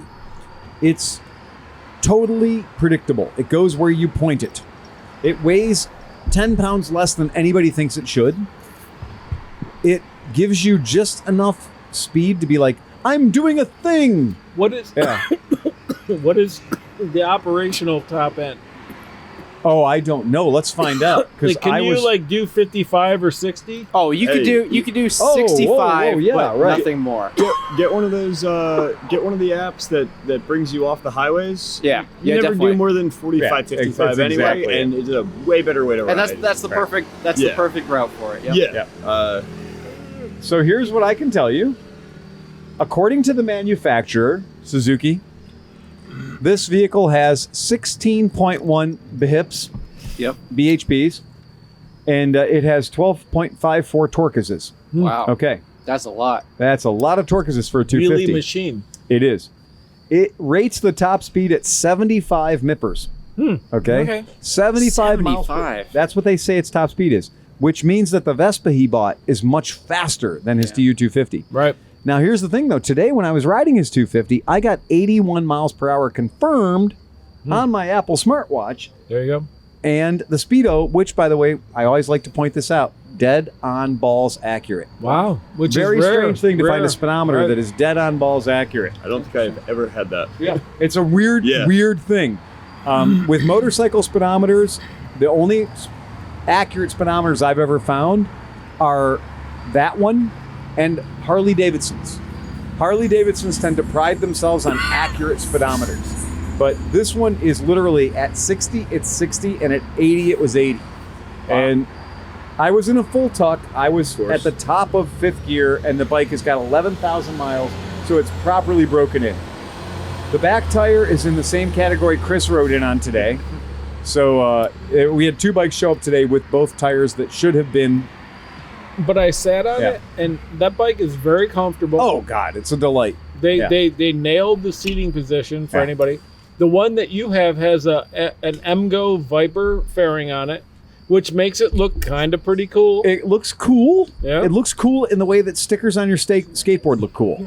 Exactly. It looks cool. Which is very cool. Right. It looks cool in the way that like a spike mohawk on your snowboarding helmet looks cool. Yeah, right. We Which all is know also it's pretty silly. cool. Exactly. We know it's silly. You have a cafe racer fairing on a bike that goes 80 miles an hour if you're lying about how fast it goes. Right.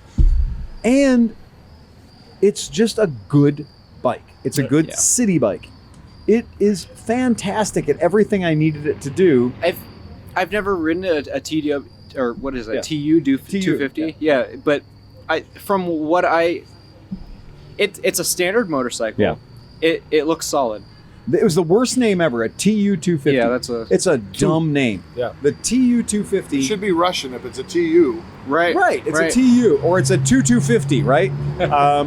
It should have been a TU 250. They should have named the fucking thing anything they wanted. They could have called it Sally for all fuck I'd care.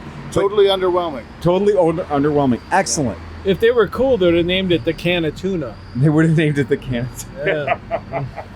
It is completely underwhelming, but perfect in every way. Right. It is excellent. It is totally great at what it does. It is a motorcycle. Yes, it is. And it looks like a motorcycle, too. There are no parts on there that don't need to be there. If you ask a 5-year-old to drive a motor or to draw a motorcycle, that's what they'll do. Here's the thing: that's a great example. The alternative to the TU 250 was the GZ 250, which was the wannabe. Honda, I wish I was a Harley. Wannabe, well, not even wannabe Harley. Wannabe Rebel. Yeah. Ooh, yeah. But once people get through motorcycling for a few years, so if you've been riding for like 30 or 40 years, right, you get bored of big things and you get more interested in small things that do things funner. And this bike fits the bill 100%. It is. Like, it's a good motorcycle. That was my last purchase. Boy, if only my wife had that same philosophy. Yeah. Hey yo. It could be funner. 2 days before the trip, I found a.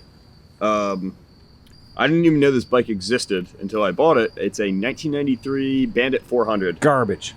Ah, damn it! What? Holy shit! That's what beautiful. Welcome to the podcast. Did you just become best friends? Oh my god! Here's the thing. Yours is gonna be slower because mine has the Mikuni 32 or the 33.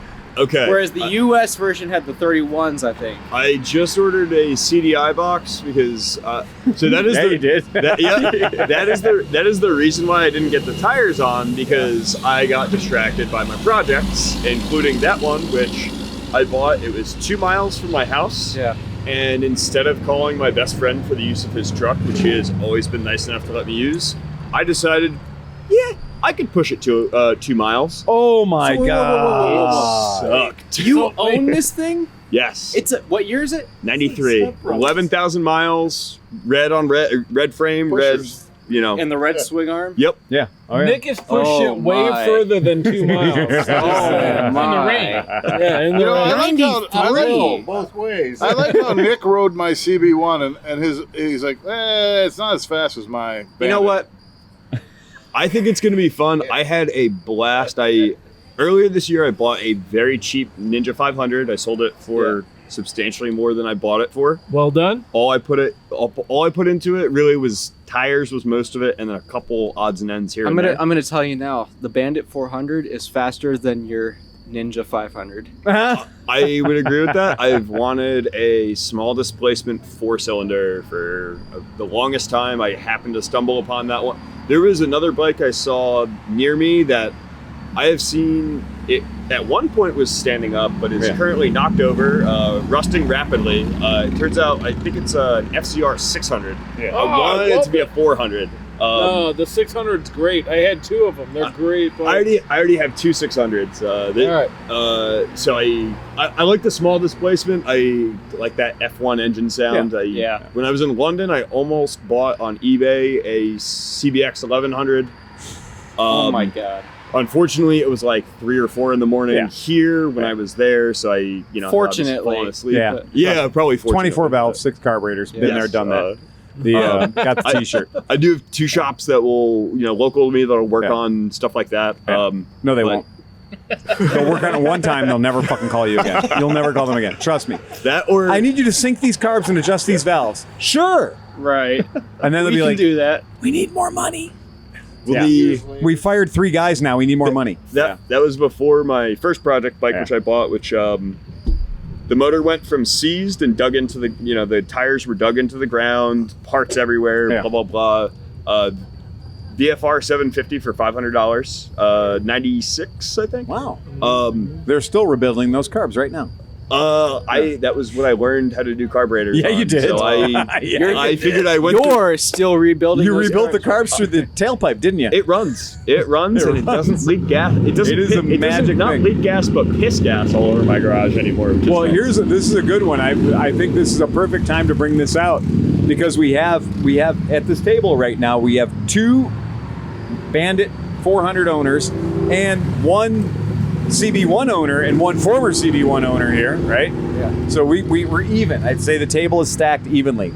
Would anyone like to know what the rated horsepower was of the Suzuki GSF 400 Bandit in 1993? 46. I think right around 46, 48 maybe. 29.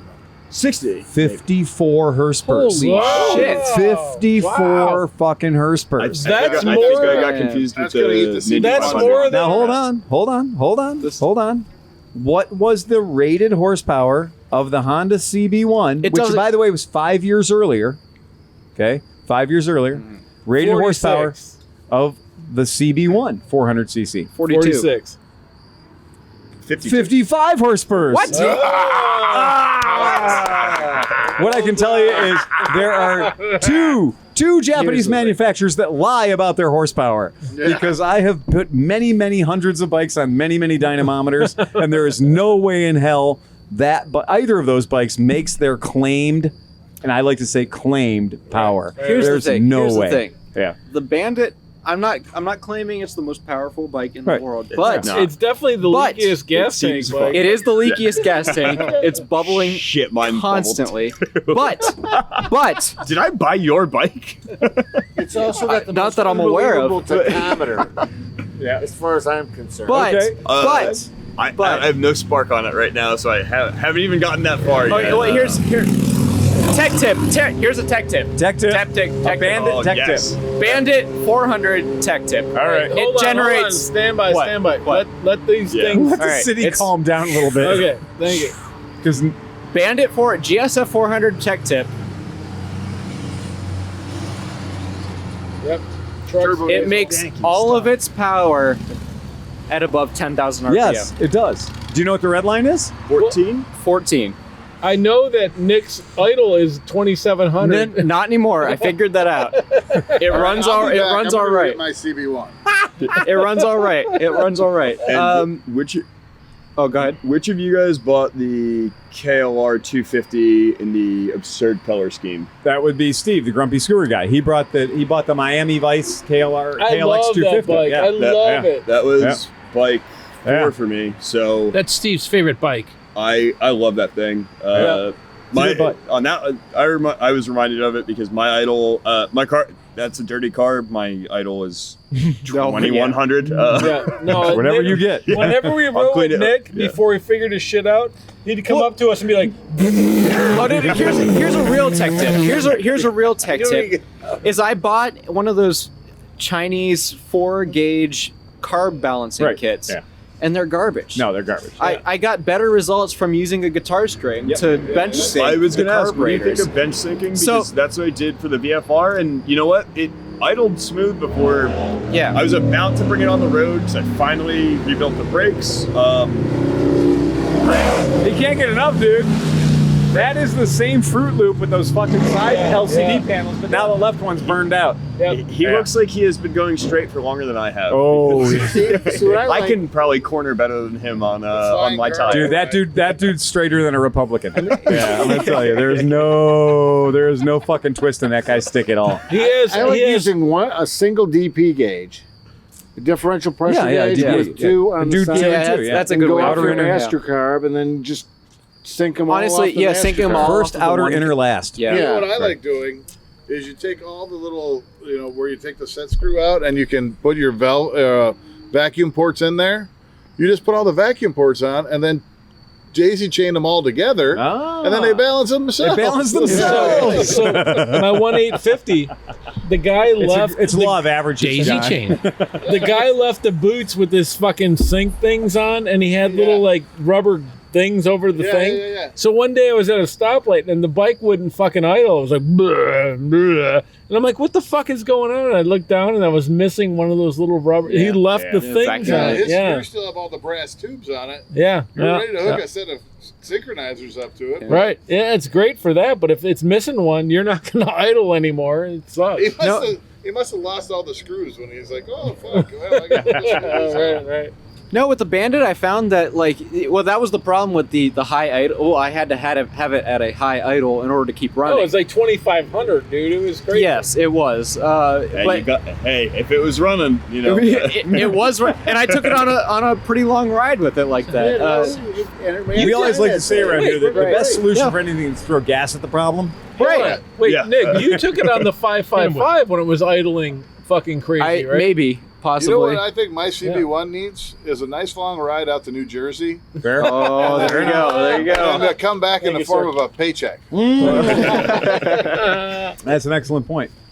Other interesting things about the GSF versus the CB1, because they are so fucking similar, although Suzuki got there 5 years late. I wonder how that happened. Stole everything off of the Honda. Suzuki later also had VTEC. The Honda did. So both of them, the Honda as a CBR 400R, the Super 4, it was a VTEC. Yep. And so the Suzuki did as well. So your Suzuki, that 54 horsepower, that is at 11,000 RPM. Not 1101, not 1102, at 11,000 RPM, because after that shit drops off precipitously. It is literally, it's like, I hope you enjoy 54 horsepower, because it's going to happen now. Listen, I said above 10,000 You're not RPM. kidding. I didn't say above 11,000 No, you're RPM. right. You're right. You have a 1,000 mile power band, a 1,000 RPM power band that is literally... It is like a blonde one. I mean, it is seriously. If you look at it sideways, like 50 horsepower, 54. That's all it is, dude. It is it. I think it's more like 15 horsepower, 54, 14 horsepower. Yeah, that is exactly. Not to be outdone, though, by the CB1, which the CB1 is a detuned CBR. Yeah. So Honda took a CBR which the CBR 400 was the first bike to carry the CBR nomenclature in 1982. Yeah, in 82. That's I'd rather have a Derby 50. The CBR, when it's a 400cc, it was making over 60 horsepower. But when it became a CB1, which is a kinder, gentler thing. That's the NC30 versus the NC27. Exactly, exactly. So it turns out that bike made its maximum power at 11,000 RPM. If this is not one of the strongest cases ever for Suzuki copying Honda 5 years later, then we won't talk about the SV650 versus the NT650 Hawk. Because seriously, even the numbers are the same. That's a good point. The NT650 versus the SV650 is literally Honda did it first. It was a marketing idea that went down in flames, and then Suzuki went, there's still meat on those bones. Yep. Here's the thing, though. Yeah. Is I'm willing to bet $12 that my Suzuki Bandit. Yeah. Go GTO. That my Suzuki That was Bandit actually a 400 Le is Mans. faster Le Mans. Then Le you're Mans. CB1. Bring it. What's that? All right. You're what? I'm betting $12 Uh-huh. that the Bandit's faster than John's CB1. There's a Oh, Okay. next week. There's a track in New Jersey. I'm gonna film it. We're filming your drag race. Okay, so we have all kinds of ways. Now, when you say faster, you're talking top speed, quarter mile. I mean, how are we going to do this? I don't know. That's a good question. It's an excellent question. Well, we have Lorain Avenue drag strip. Right. So we'll start there. As we've now heard, it's open. Stoplight race. What is your maximum achieved top mile an hour? How fast I have you have gone? gone 115. Okay, that's good. I could easily get 105 out of mine without getting into a tuck. I've never tried getting. Yeah. But you But gotta also, remember, I he got a weighs- fairing too. So And also, true. you weigh. That's I'm true, too. going to push for. I want to go for top speed. Okay. Okay, but you also weigh 200 pounds more than Nick. How do we verify that though? It's a very. I mean, We that's put on the Apple Watch. We put on the Apple Watch. Apple Watch. Yeah, well, No, side by side. Do it like a man. Hell yeah. Cobra Kai. Yeah. Speaking of fairings, I did have a windscreen when I left on my trip. You don't anymore. I do noticed not. You don't. You have a third of a windshield. You have a third of a windshield. It is protecting my phone from getting hit by wind. at You this have point. the bottom yes of the a bottom windshield. of a Yeah, you have the bottom of a windshield. The yeah, Did you get hit by a duck or something, or what happened? hit by a duck. It was a Lincoln. The Nick, guy was I'll give very you the nice. quarter mile. I know you're going to smoke me in the quarter mile. All right, hold on. So he got hit by a Lincoln. This is important.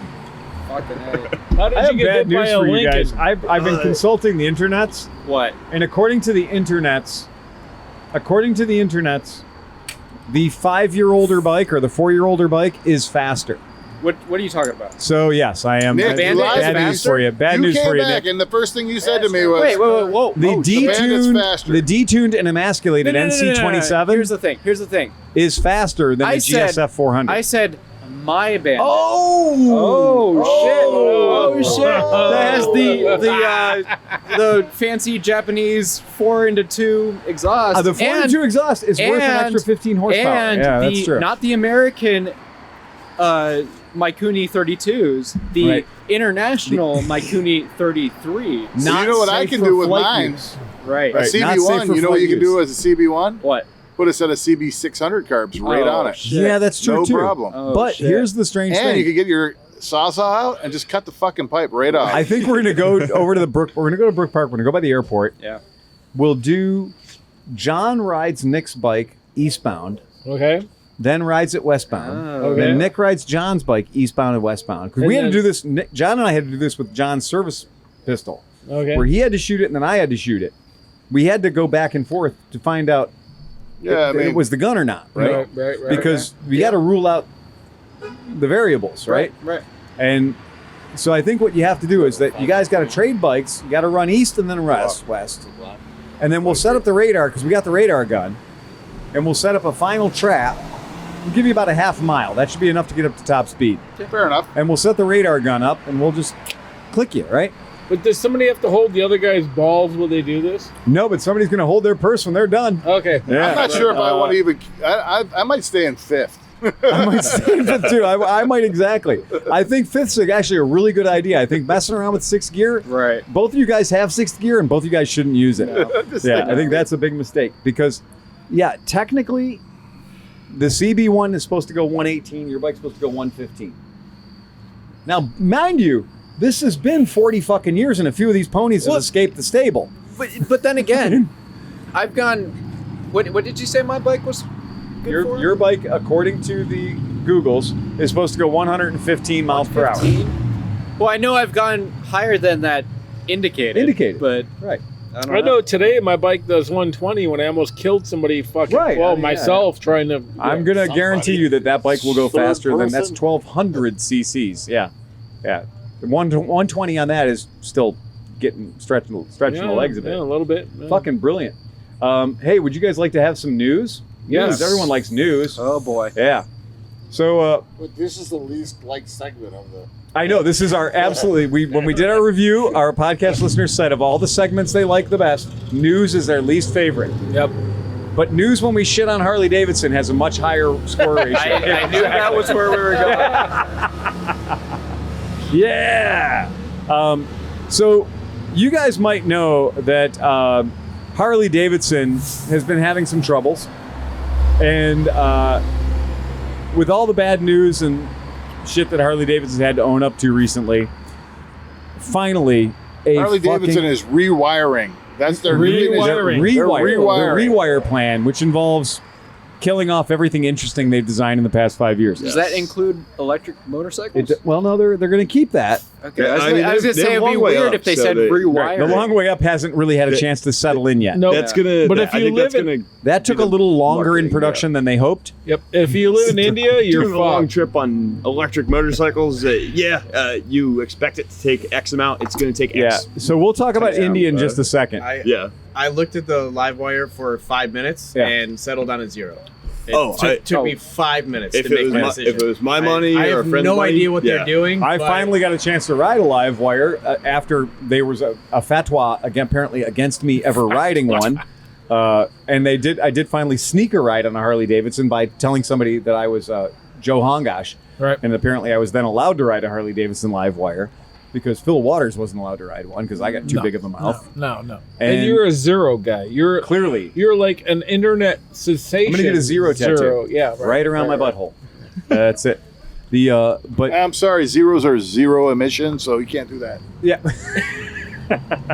So this is great. This is Reuters. This isn't some made up shit.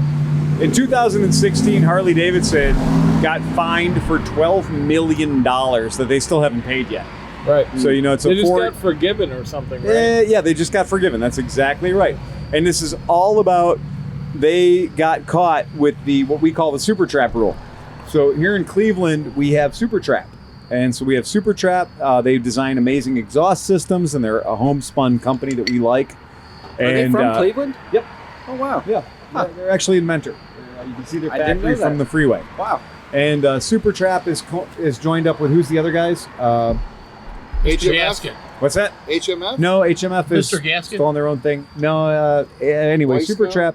What's that? Weisco? Yeah, thank you. Oh, Weisco. Weisco. Yeah. So those are good Ohio companies that we like, Cleveland companies we enjoy. But the point is, it was very dangerous if you hung an exhaust system from one of those companies on the bottom of your FZR 600 in your showroom right. to be like, this is what it sounds like making fun and fury.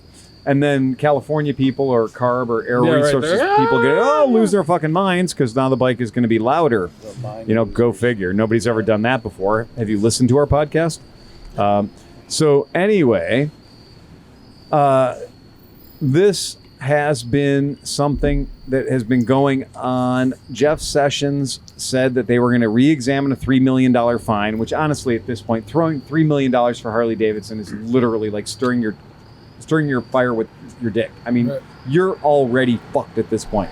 So, but it has turned out they have now officially, due to current administration, decided that the EPA is less important than it should be. Right. And so whatever, as much as our president has decided to say Harley Davidson is the devil because they've chosen to produce things outside of the United States, they have also said that they're off the hook for a $3 million fine for transgressions in 2016-17 regarding louder than normal exhaustuses on Harley Davidsons being branded from Harley Davidson, or as we like to say, lightly camouflaged as being Screaming Eagle. Yeah. There you go. See that? You know what that is? That's a Harley Davidson. And you know what it also is? Loud.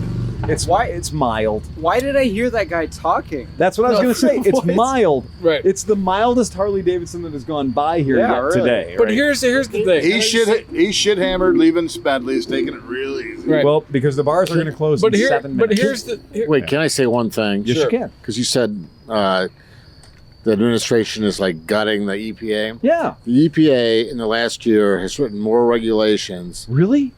Oh, shit. than they've ever written ever. Really? I No, didn't know seriously, I'm totally serious. I didn't know that. And they Seriously, even that's the new. EPA has said this to us. Yeah. That they've written more regulations. They were very proud Are they of the bragging number of about it? regulations that they're writing.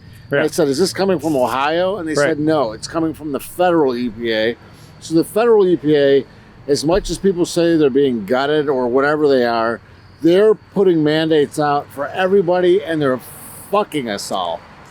In So- the world Just of in the shit motorcycles, industry. In the world of Yeah. wastewater, Right, for they're you, yeah. screwing us. In the world of So- motorcycles, the idea is the trick was you would take the item you had and you put it in a box, and on the outside of the box you printed the words "for race only." Right. And if you printed the words "for race only" on the outside of the cardboard box, then you could sell the catalytic circumciser 4000 to your owners of all of your bikes, which was the way that at Harley Davidson we used to sell people motorcycles. That was like, I'll sell you the motorcycle, but before you leave here, you have to buy the Screaming Eagle kit and you got to buy the pipes. Otherwise, you're not really getting the bike you're paying for. And that's Yeah. where Harley failed in the Right. electric market, is that they spent so much time. So you have Chaz here, right? Or Chad?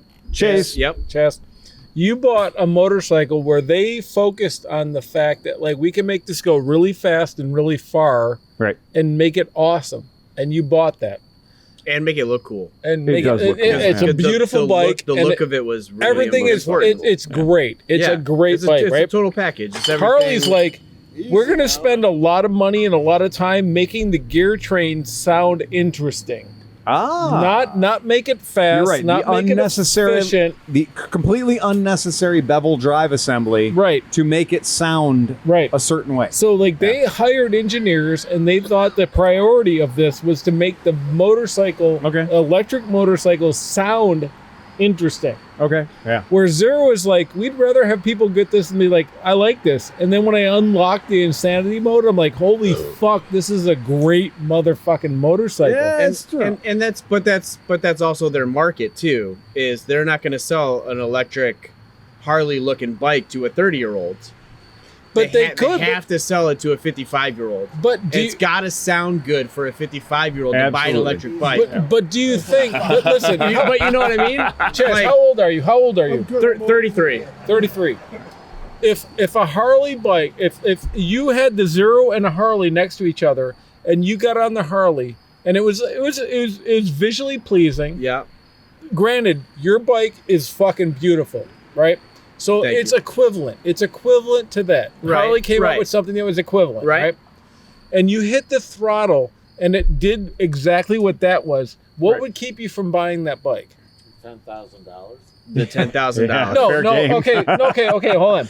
Yeah, They're the a whole same- half of they're- another they're motorcycle. They're relatively the same price, right? These aren't. But Harley Yeah. went and like focused on the sound of the gear train, Right. and it didn't have the necessary performance of your bike. No, I can tell you what would prevent him from. I mean, not to speak Yeah, for go you, ahead, go ahead. but I can tell you what would prevent him from buying the Harley if they were two equivalent bikes. Yes. Because he would go into the Harley dealership and say, "I really want to see your live wire," and they would say, "That thing's a piece of shit.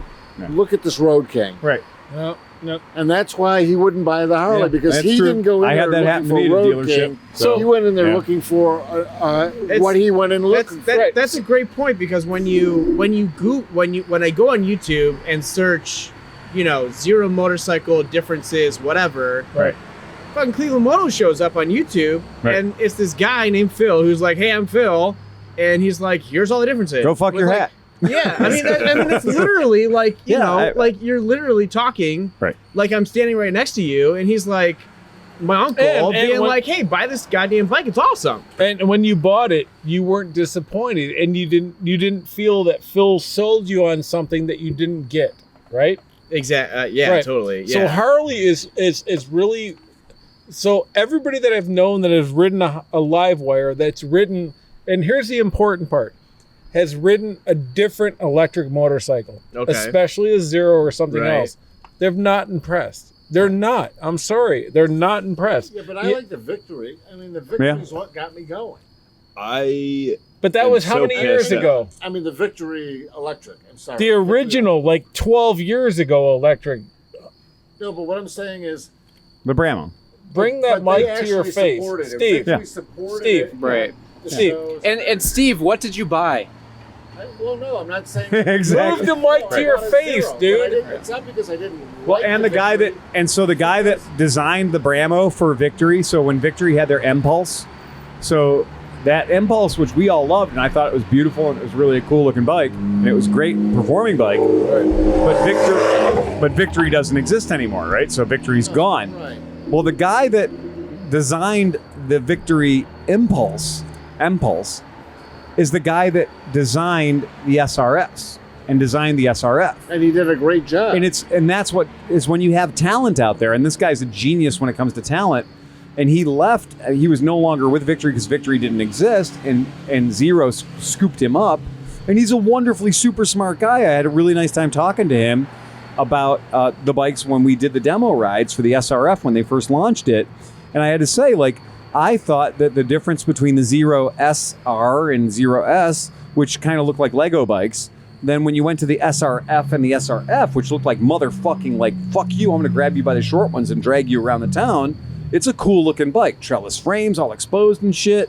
It's a bad motherfucker. Well, here's the the reason thing. I'm okay. You It's the said, same guy. Why didn't I buy the Victory versus the Zero? Right. Well, to me, I don't need an appendix, and I also don't need a gearbox on an electric bike. Right. So to me, why add weight? Well, I mean, it's just a efficiency. Did you thing change to the me. oil It's on like, that as well? Did Did you change the oil on that gearbox as well? Yeah. I think sure you you did. did. I'm sure you Yeah. do I mean, because the whole- they told you to stick it in third gear and leave it, or That stick was- it in that was second the whole gear idea. It and was leave like, it in gear. We're going to give you a gearbox, but we're going to realize that was a mistake. Right. Yeah, So, but what's yeah. the point? I mean, to me, it's like, what's the point of having it? If That you're going to was leave it in one gear and ride around it, you don't need to use a clutch or anything. It's like, just get rid of all that bullshit and just go to the simplest or the lowest denominator. Right. Here's the thing. That's a good point. As a lazy millennial, I don't want to work on my motorcycle every day. You know what I mean? I do. I know, but the other half of the millennials are like late, right? So I'm sure you do as well. Yeah, I want 3 moving parts on my motorcycle. Right, That's exactly. great to me. That's Yep. a huge selling point. If I was getting an electric Huge. bike, I think you're sacrificing. Obviously, like you're sacrificing kind of the ability to do kind of a trip like I'm on right now, Right. because waiting No. so long for a. I know they've gotten a lot better, but There's a the lot of waiting guys You out have to. You have Okay. to. It's a modified trip. It's He not may the have same to- type of He trip. may have to eat his sandwich for an hour to put 150 miles of Right. range back in his bike. or like 3 sandwiches, but I can do that though. Can I tell you? I believe you. Here's an honest thing. Here's I an have honest faith thing. in you. A lot of guys that like downplay the electric thing are Yeah. like, well, I can travel as much as I want. Okay, how many miles can you do a day? 420. Okay, cool. Yeah. You did 420 miles, but then you had to sleep for 12 hours Right. because your ass hurt, everything Yeah. else hurt, whatever. Most electric guys are like, well, I can do 200 miles and I have to spend an hour and a half charging. And I can do another And I can do 200 another miles. 200 miles, Right. whatever. It's really not that different. In fact, the guy that we had on the podcast, what's his name? Rich, yeah. Rich, whatever. Ben Rich. He's been rich his whole life. Yeah. Yeah, Ben Rich. He is Oh, here the, you go. Oh, well done, guys. Well done with all your noise. abandoned. No, those are very quiet. 2X, Okay. 2 up. Exactly. Two But- sport bikes, 2 up. Yeah. But my thing is that Rich is like, I when I have to charge and I spend an hour charging, Right. I spend 35 more minutes enjoying where I'm at Yeah, compared to exactly. somebody else. Finish It's drinking true. your beer. Yeah. It's really Yes. not that big of a difference. It's man. cheaper. Yeah. Also, Right. I mean, And you have no oil, you have no gas. Like, there's a lot of benefits to Right, it. he's carrying around a quart of oil. Right. I will never carry You'll oil. never in my do that. car. You don't have to worry about that. It's a very Yeah. electric is If you also- have hair that you need to grease, you can carry your oil. It's also very esoteric. So, like, the whole thing about riding electric motorcycles too is there's this part that is not measurable, and it's not measurable because it's just like, Oh, shit. hey, it's okay. Those are house plank ladders. Just don't hurt Well, yourself. shit. I don't even know how that happened, to be Just honest point with that you. there. You know, There you go. Now throw that right in that trash can over there. I don't Behind want me, to beyond the car. trash other electric motorcycles Steve, I'll either. throw it away. You know, I think I have no idea how I that think that happened, there to are be honest other with you. viable We're gonna pick up some alternatives Oh. than Zero. So I don't really want to trash other electric motorcycles. No, I've ridden the That's Energicas and they're fucking ridiculously awesome and hot and sexy. That was the Where's your other cell company phone I looked camera? at. I didn't even look at Harley. No. I looked at Let's the see if we Energy. can I find have no out. idea. And I actually loved the Harley. So when I rode the Harley, I loved it. I thought it was great. I thought its power delivery was extraordinarily very upset to find out somebody similar to the SRF. And that's what I kind of raced it against or rode it against. And I found that the Harley did everything like the SRF did, power-wise. The problem was, for some reason, when they designed, like the ergonomic design of the Harley, Right. I'm 6 foot tall, I'm 200 pounds, I'm 6'1", right? And I got on this thing and 200 pounds. I felt, what? 200 pounds? Yeah. I'm actually 198 right now. But I was really crowded on it. So like on the live wire, I was very, very crowded.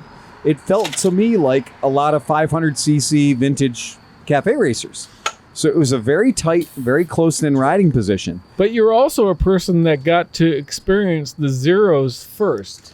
I did, and so I was very used to riding zeros. Right. And so I've ridden zeros, and I've ridden Energicas, and So- I've ridden... But the more important The part Harleys, is yeah. that you're not a noob to electric No, I'm motorcycles. totally very, very comfortable with So like electrics, you yeah. have a whole grove of Right. experience Yeah. in electric motorcycles. So when you got to experience the Harley, Yeah. you came from things that were Do you know working the reason really I well. really thought that I couldn't have a long-term relationship with the Harley was the haptic heartbeat. So if you sit on the Harley Davidson, Oh, yeah. it has a vibrator in the seat We filmed this. that is at literally the taint tickler. Yeah, right. So it has the taint tickler. Yep. Probably Yeah, the it's last real. time it will ever be at the IX Center. Right. Right. That'll never happen again. Right. And so it has a haptic heartbeat. It has a vibrator built into the seat that gives you a little tingle in your butthole, to let you know that the bike's running and it's on, so to speak. It gives you a haptic feedback to let you know that the machine is still on. Which no electric motorcyclist wants. Well, which we don't need. Now I'm interested. Chase is like, fuck, dude, where can I All get right, that? I'm trained into zero. Phil, I want the haptic heartbeat option for the Zero SRS. Honestly, You guys' buttholes are getting tingled and mine's not. That's ridiculous. how progressive of the Harley Davidson I paid motorcycle a lot of company. money to give me butt tingles. Exactly. They had a Sibians with the $10,000. I know, my butt better tingle, you know what I mean? The Sibian Edition Zero. Sibian Edition right. Zero. The Sibian Edition Zero. Where's my experience? 3 horsepower of jackrabbit hammer action. right into your You can nethers. take 50 miles off what is my my range? destination to give If me this that. thing can hit give me- me that right If this now. thing can punch my taint like an angry loan collector, I'm going to be happy. That's right. That's what Yeah. I'm talking about. I'm going to say, if this thing can just drill my perineum over and over and over again, That's just what a the S nice... stands for, the SRS, right? I thought it was. SRS. Oh my God, I'm misled. The I S really stands like for the color of your Sado. bike. That gray is really cool. So I originally wanted the blue. You wanted the blue because everything I- he owns is blue. Yeah, I have this blue wacky helmet, and I'm all iconed out. I saw and your they're helmet. crazy. Yeah, I What, saw what it. kind of car do you have? Chevy Volt. Okay. So it's half also- it's half electric too. It's So half electric. That's pretty cool. It's bi. Yeah, it's bi. bi. Yeah, it's bi. Buy electric. No, Yeah. but that's awesome. So you're an actual electric dude. Like, Well, and as soon as I told that to Phil, like he goes, "Oh, you've been living the life. You know what this is I about. know. I don't need to what convert plugging you. my car Right. in is like, Right. and, Right, and a lot right, of people don't. Right. I think what a lot of people miss is where I need to plan, like, oh shit, I gotta stop at the gas station. Right. You doing that in your garage or where at work or Well, wherever you. right. I wake Yeah, up in the that's morning nice and my part. bike has already fueled itself. Yes. Right. Right. And My bike texts me when it's done fueling. That's fucking stupid. Are you doing Like, have you got your cellular turned on yet? yeah. and your only maintenance is tires, and that's why I would Yeah. Like right now, if you go to his bike and you put the side stand up, it'll send him a text message. Yeah, like, and I have an app that can be like, oh, you want to like kill yourself in this Right. new mode you Right. just created Exactly. when you're like wasting on a podcast. While you were asleep, we gave you 6 more torques. Yeah, You want to go ludicrous speed? Yeah, yeah. Do it on an app. Like, yeah, that's, cool. That's almost too much for me. I have one bike that has traction control, no bikes with ABS, which I kind of wish I had ABS earlier this week. But it doesn't necessarily stop you faster. No. It's No, true. no, no, but I can tell you today, riding to the podcast, when you have a bike with more horsepower, you can get way more mad at people. Yes, you can. Yeah, real easily. But I agree with you that the silver has grown on me a ton. I was really interested in the blue, but I love the silver too. Why'd you go with the silver rather than the blue? The blue was only available in the premium edition, and I didn't really need the premium edition. What's the difference? The premium edition comes with the haptic asshole feedback. the Sibian thing. Yeah, I missed out on it. You know what I mean? Me too. It comes with heated grips and faster charger. Well, instead of the 3, it comes with a 6. Here's the important part.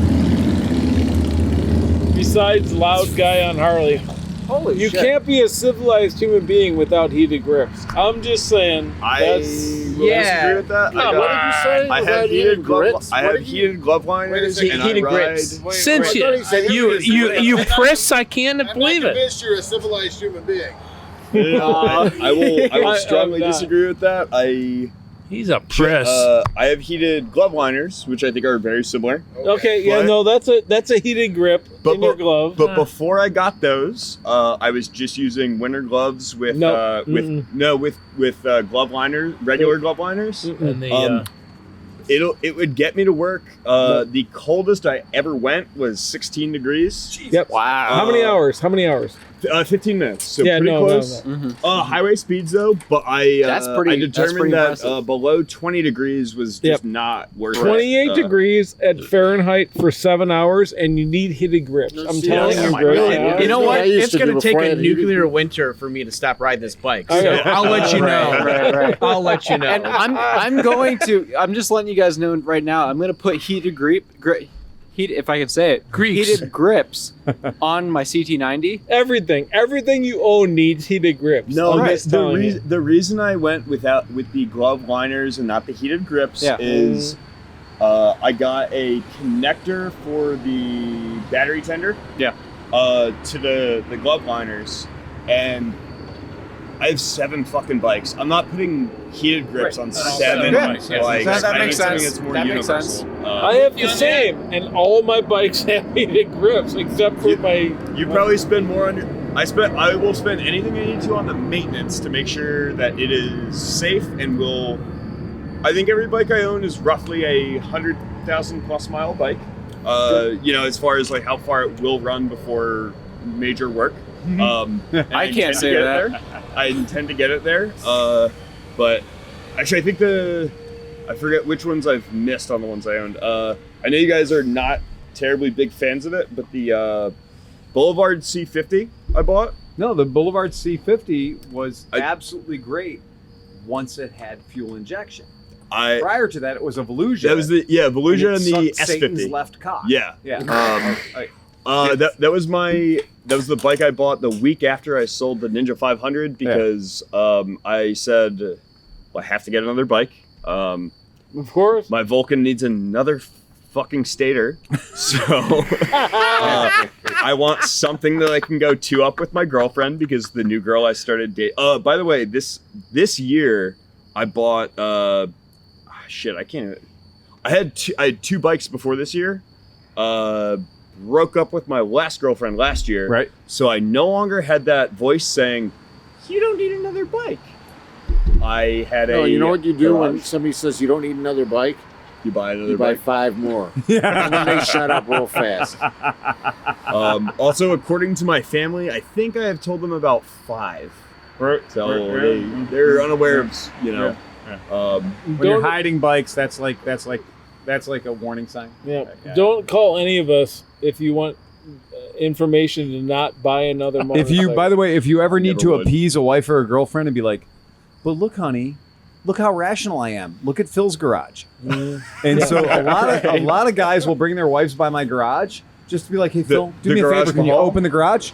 And I'll open the garage, and I open the garage. Their wives are like, "I'm gonna suck your dick so hard tonight." Or bring them to Phil's situation. Yeah. And then sell them on owning a Metropolitan 50. And then they can ride that, and then they're so stoked on that. So my girlfriend is did express some interest in riding. Oh, she's bike curious. Yes. Oh, nice. Which I am both excited and scared about. I like it when a girl is bike curious. And my policy has always been buying a motorcycle was very out of character for me. I'm a very risk averse person. Okay. Doesn't sound. I've seen your bike. You're not. Yeah, I'm never. Your bike says otherwise. Overall, you're over that shit. I on my maintenance spreadsheet, maintenance spreadsheet. Yeah, that's right. Check everything. It's getting funnier as the night goes on. You know what I mean? We got a new tagline, folks. Now when I hear on my maintenance spreadsheet after seeing his bike, I'm like, there's a point where on his maintenance spreadsheet, the Venn diagrams just were like, give up on this shit. This bike owes you nothing. There's a line that goes and it drops. No. I will say that heavy drop off. That oil gets changed on time every time. But hold on, Nick is waving his arms like a drowning man. Somebody throw him a life preserver. What was I gonna do? Turn around and go home? That wasn't a fucking option. You gotta admire the commit of this man. I hear you like to spend life on one wheel, and I was not gonna fucking turn around. Ride fast, take chances. You corrupted this Nick, dude. What have you got going on over there, son? We are at 2 hours 18. Perfect. Bonus minutes. Yeah, bonus minutes. I do have a tip for riding in the winter if your hands get cold. Yeah. Prior to the winter, Yeah. soak your hands in ice water till you can't stand it. I had a dude that worked with me at the And I airport. do that. I do Curtis that. did that and shit. I And it put on works. 20 pounds every winter, half on purpose. Wait. Because Huff. It does. I mean, it grows capillaries in your hands. I mean, you can't stay warm. As a person that has ridden their electric motorcycle through the last this 10, is ridiculous. the last 10 is apple pie. So Steve, When I rolled seriously. out the CB1 and got it going again, Yeah. my wife saw it. She's like, "Wow, that's a really nice bike. How long have you had that?" About 6 years. So when I pulled the R90 home the other night, you know, this just happened like 2 days ago. And so I rode the R90 home and go in my driveway because I got to go past the first garage to get to the second garage. So like drive past, my wife's usually in there meditating, which is her way. If you know Dr. Waters, you'll know that's normal. And so I'll pull in and, you know, I hit the little button on my keychain, the garage door goes up, the angels sing and all that shit. I pull in the fucking garage. And I park my bike like under some Japanese car, which is usually up in the air at that point, right? And I'll park it next to like whatever random other shits followed me home that week. So I pull in and I'm like, I usually park the bike and I step back and I'll usually like worship the bike for a little while, right? Because I don't believe you shouldn't buy a bike you don't look at least twice. Yeah. I'm the opposite. I buy a bike that makes me smile like a child. Yeah, I know. Smile like a child every time I'm on it. Yeah. And I've only owned one bike that I always love to look back at, and that was a Triumph America. Yeah. I thought they were very beautiful bikes. Right on. With Tor pipes, which sounded beautiful. Yeah. That's what I traded for the ZX6R. You haven't listened to my podcast yet where I talk about the Triumph America. I think I've heard you mention it, and you're not the biggest fan. Small motor. I believe that the idea of taking the slowest and worst handling Triumph ever, and then what do we call it? America. America. I think I actually, you know what? I think I listened to that one on this trip as well. I really think that one. I believe that somebody in England needs to get punched for that shit. Because honestly, if I can be like, "Oh, you work from Triumph. That's great. What were you on? Did you do any projects I might have heard of? Oh, Triumph America. That was you. Fuck you." And I'm gonna give him that momentary right he wasn't expecting when he thought it was gonna be a left. Yeah. He's gonna get a jab when he thought a hook was coming. But as I said though, let me feed you a jab. Yeah, exactly. As I said though, You look hungry. I'm a very minimum bike you need to get the job done appropriately, and I think that would do it. That's a CT90, by the way. And apparently a CT90 for all the things. I haven't done anything there. The smallest That was a Volusia that went by the way. I'm sorry, Nick, but you now have a CT90 Super Sport. Right, that's true. He does. He has. Is it a Piranha? It has the 4-into-1 exhaust. It's a 1 into 4 into 1. It's 1 into 1 exhaust. It's a 1 into 4 into 1. It's the 1 into 4. They only make it in Thailand. Yeah, that's it. Is that a 3-valve motor? For anybody who follows our Facebook page, you'll know that on our Facebook page, we recently posted a picture of the Honda 150 ADV. Yeah. And we said, what are your honest opinions of this bike? And that's great. And everyone has their opinions about it. I love it. I fucking hate that bike. Oh, God, it's the graphics. The graphics. What's that? They need to bring the 750 Look, ADV okay, here. it's a PCX. Everyone get it out of your fucking system. A Ruckus is a 50cc bike that you can wear on your left foot and put a Metropolitan on your right foot, and you can go around the fucking yacht club and whatever you're gonna do and do all the things you're gonna do at the yacht club. If you have two of them, can you hit 130? Yeah. Double the speed? Yeah, dude. The fucking Ruckus is a Ruckus. A Ruckus is what a Ruckus is. But then they made a big Ruckus. But they didn't actually make a big Ruckus. They took a Reflex and took all the plastic off of a Reflex. And put a recliner. And they put a recliner on the back of it. And they called it a big Ruckus. Yay!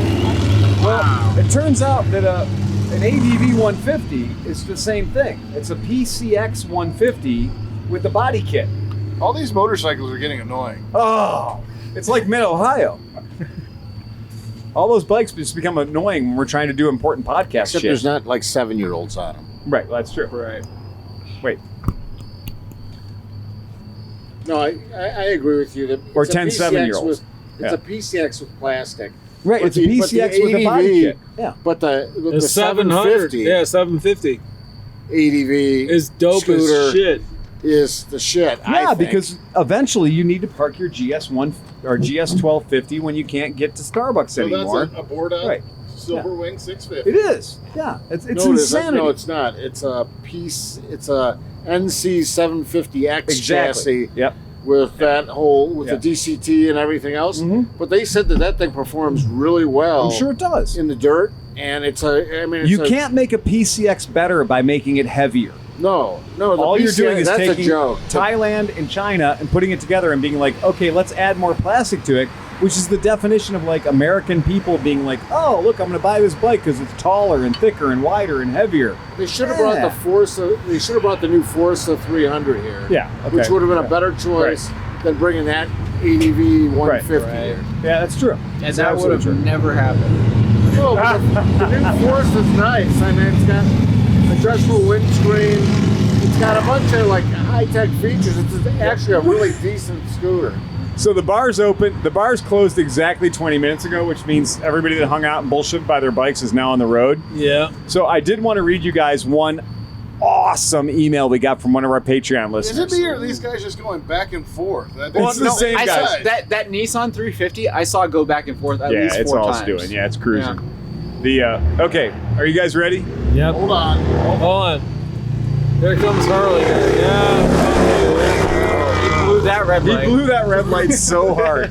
So you have to go really fast to get the light at Rocky River and the light at 168th and the light here at 162nd. And really fast is what, 54 miles per hour? Yeah, About pretty 70. much. If you catch Really? about 70, if you do about 70, you can hit all 5 lights. Wow. Okay, but the problem is from Smedley's to here, most of these guys aren't getting 70. No. No, they're underachieving. I can do it on a Vespa GTS 300 though. No problemo. But here's the legit. So this is from Kevin. Kev Storino. Hold on. Here comes the whole crew. That's cool. That's a whole parade. All right, are we ready? Hey, Phil, Cinch, Steve, John, Nick, Chris, Dan, and all the other Cleveland motards over the years. I wanted to show my appreciation to all of you for providing such an entertaining podcast with a little gift.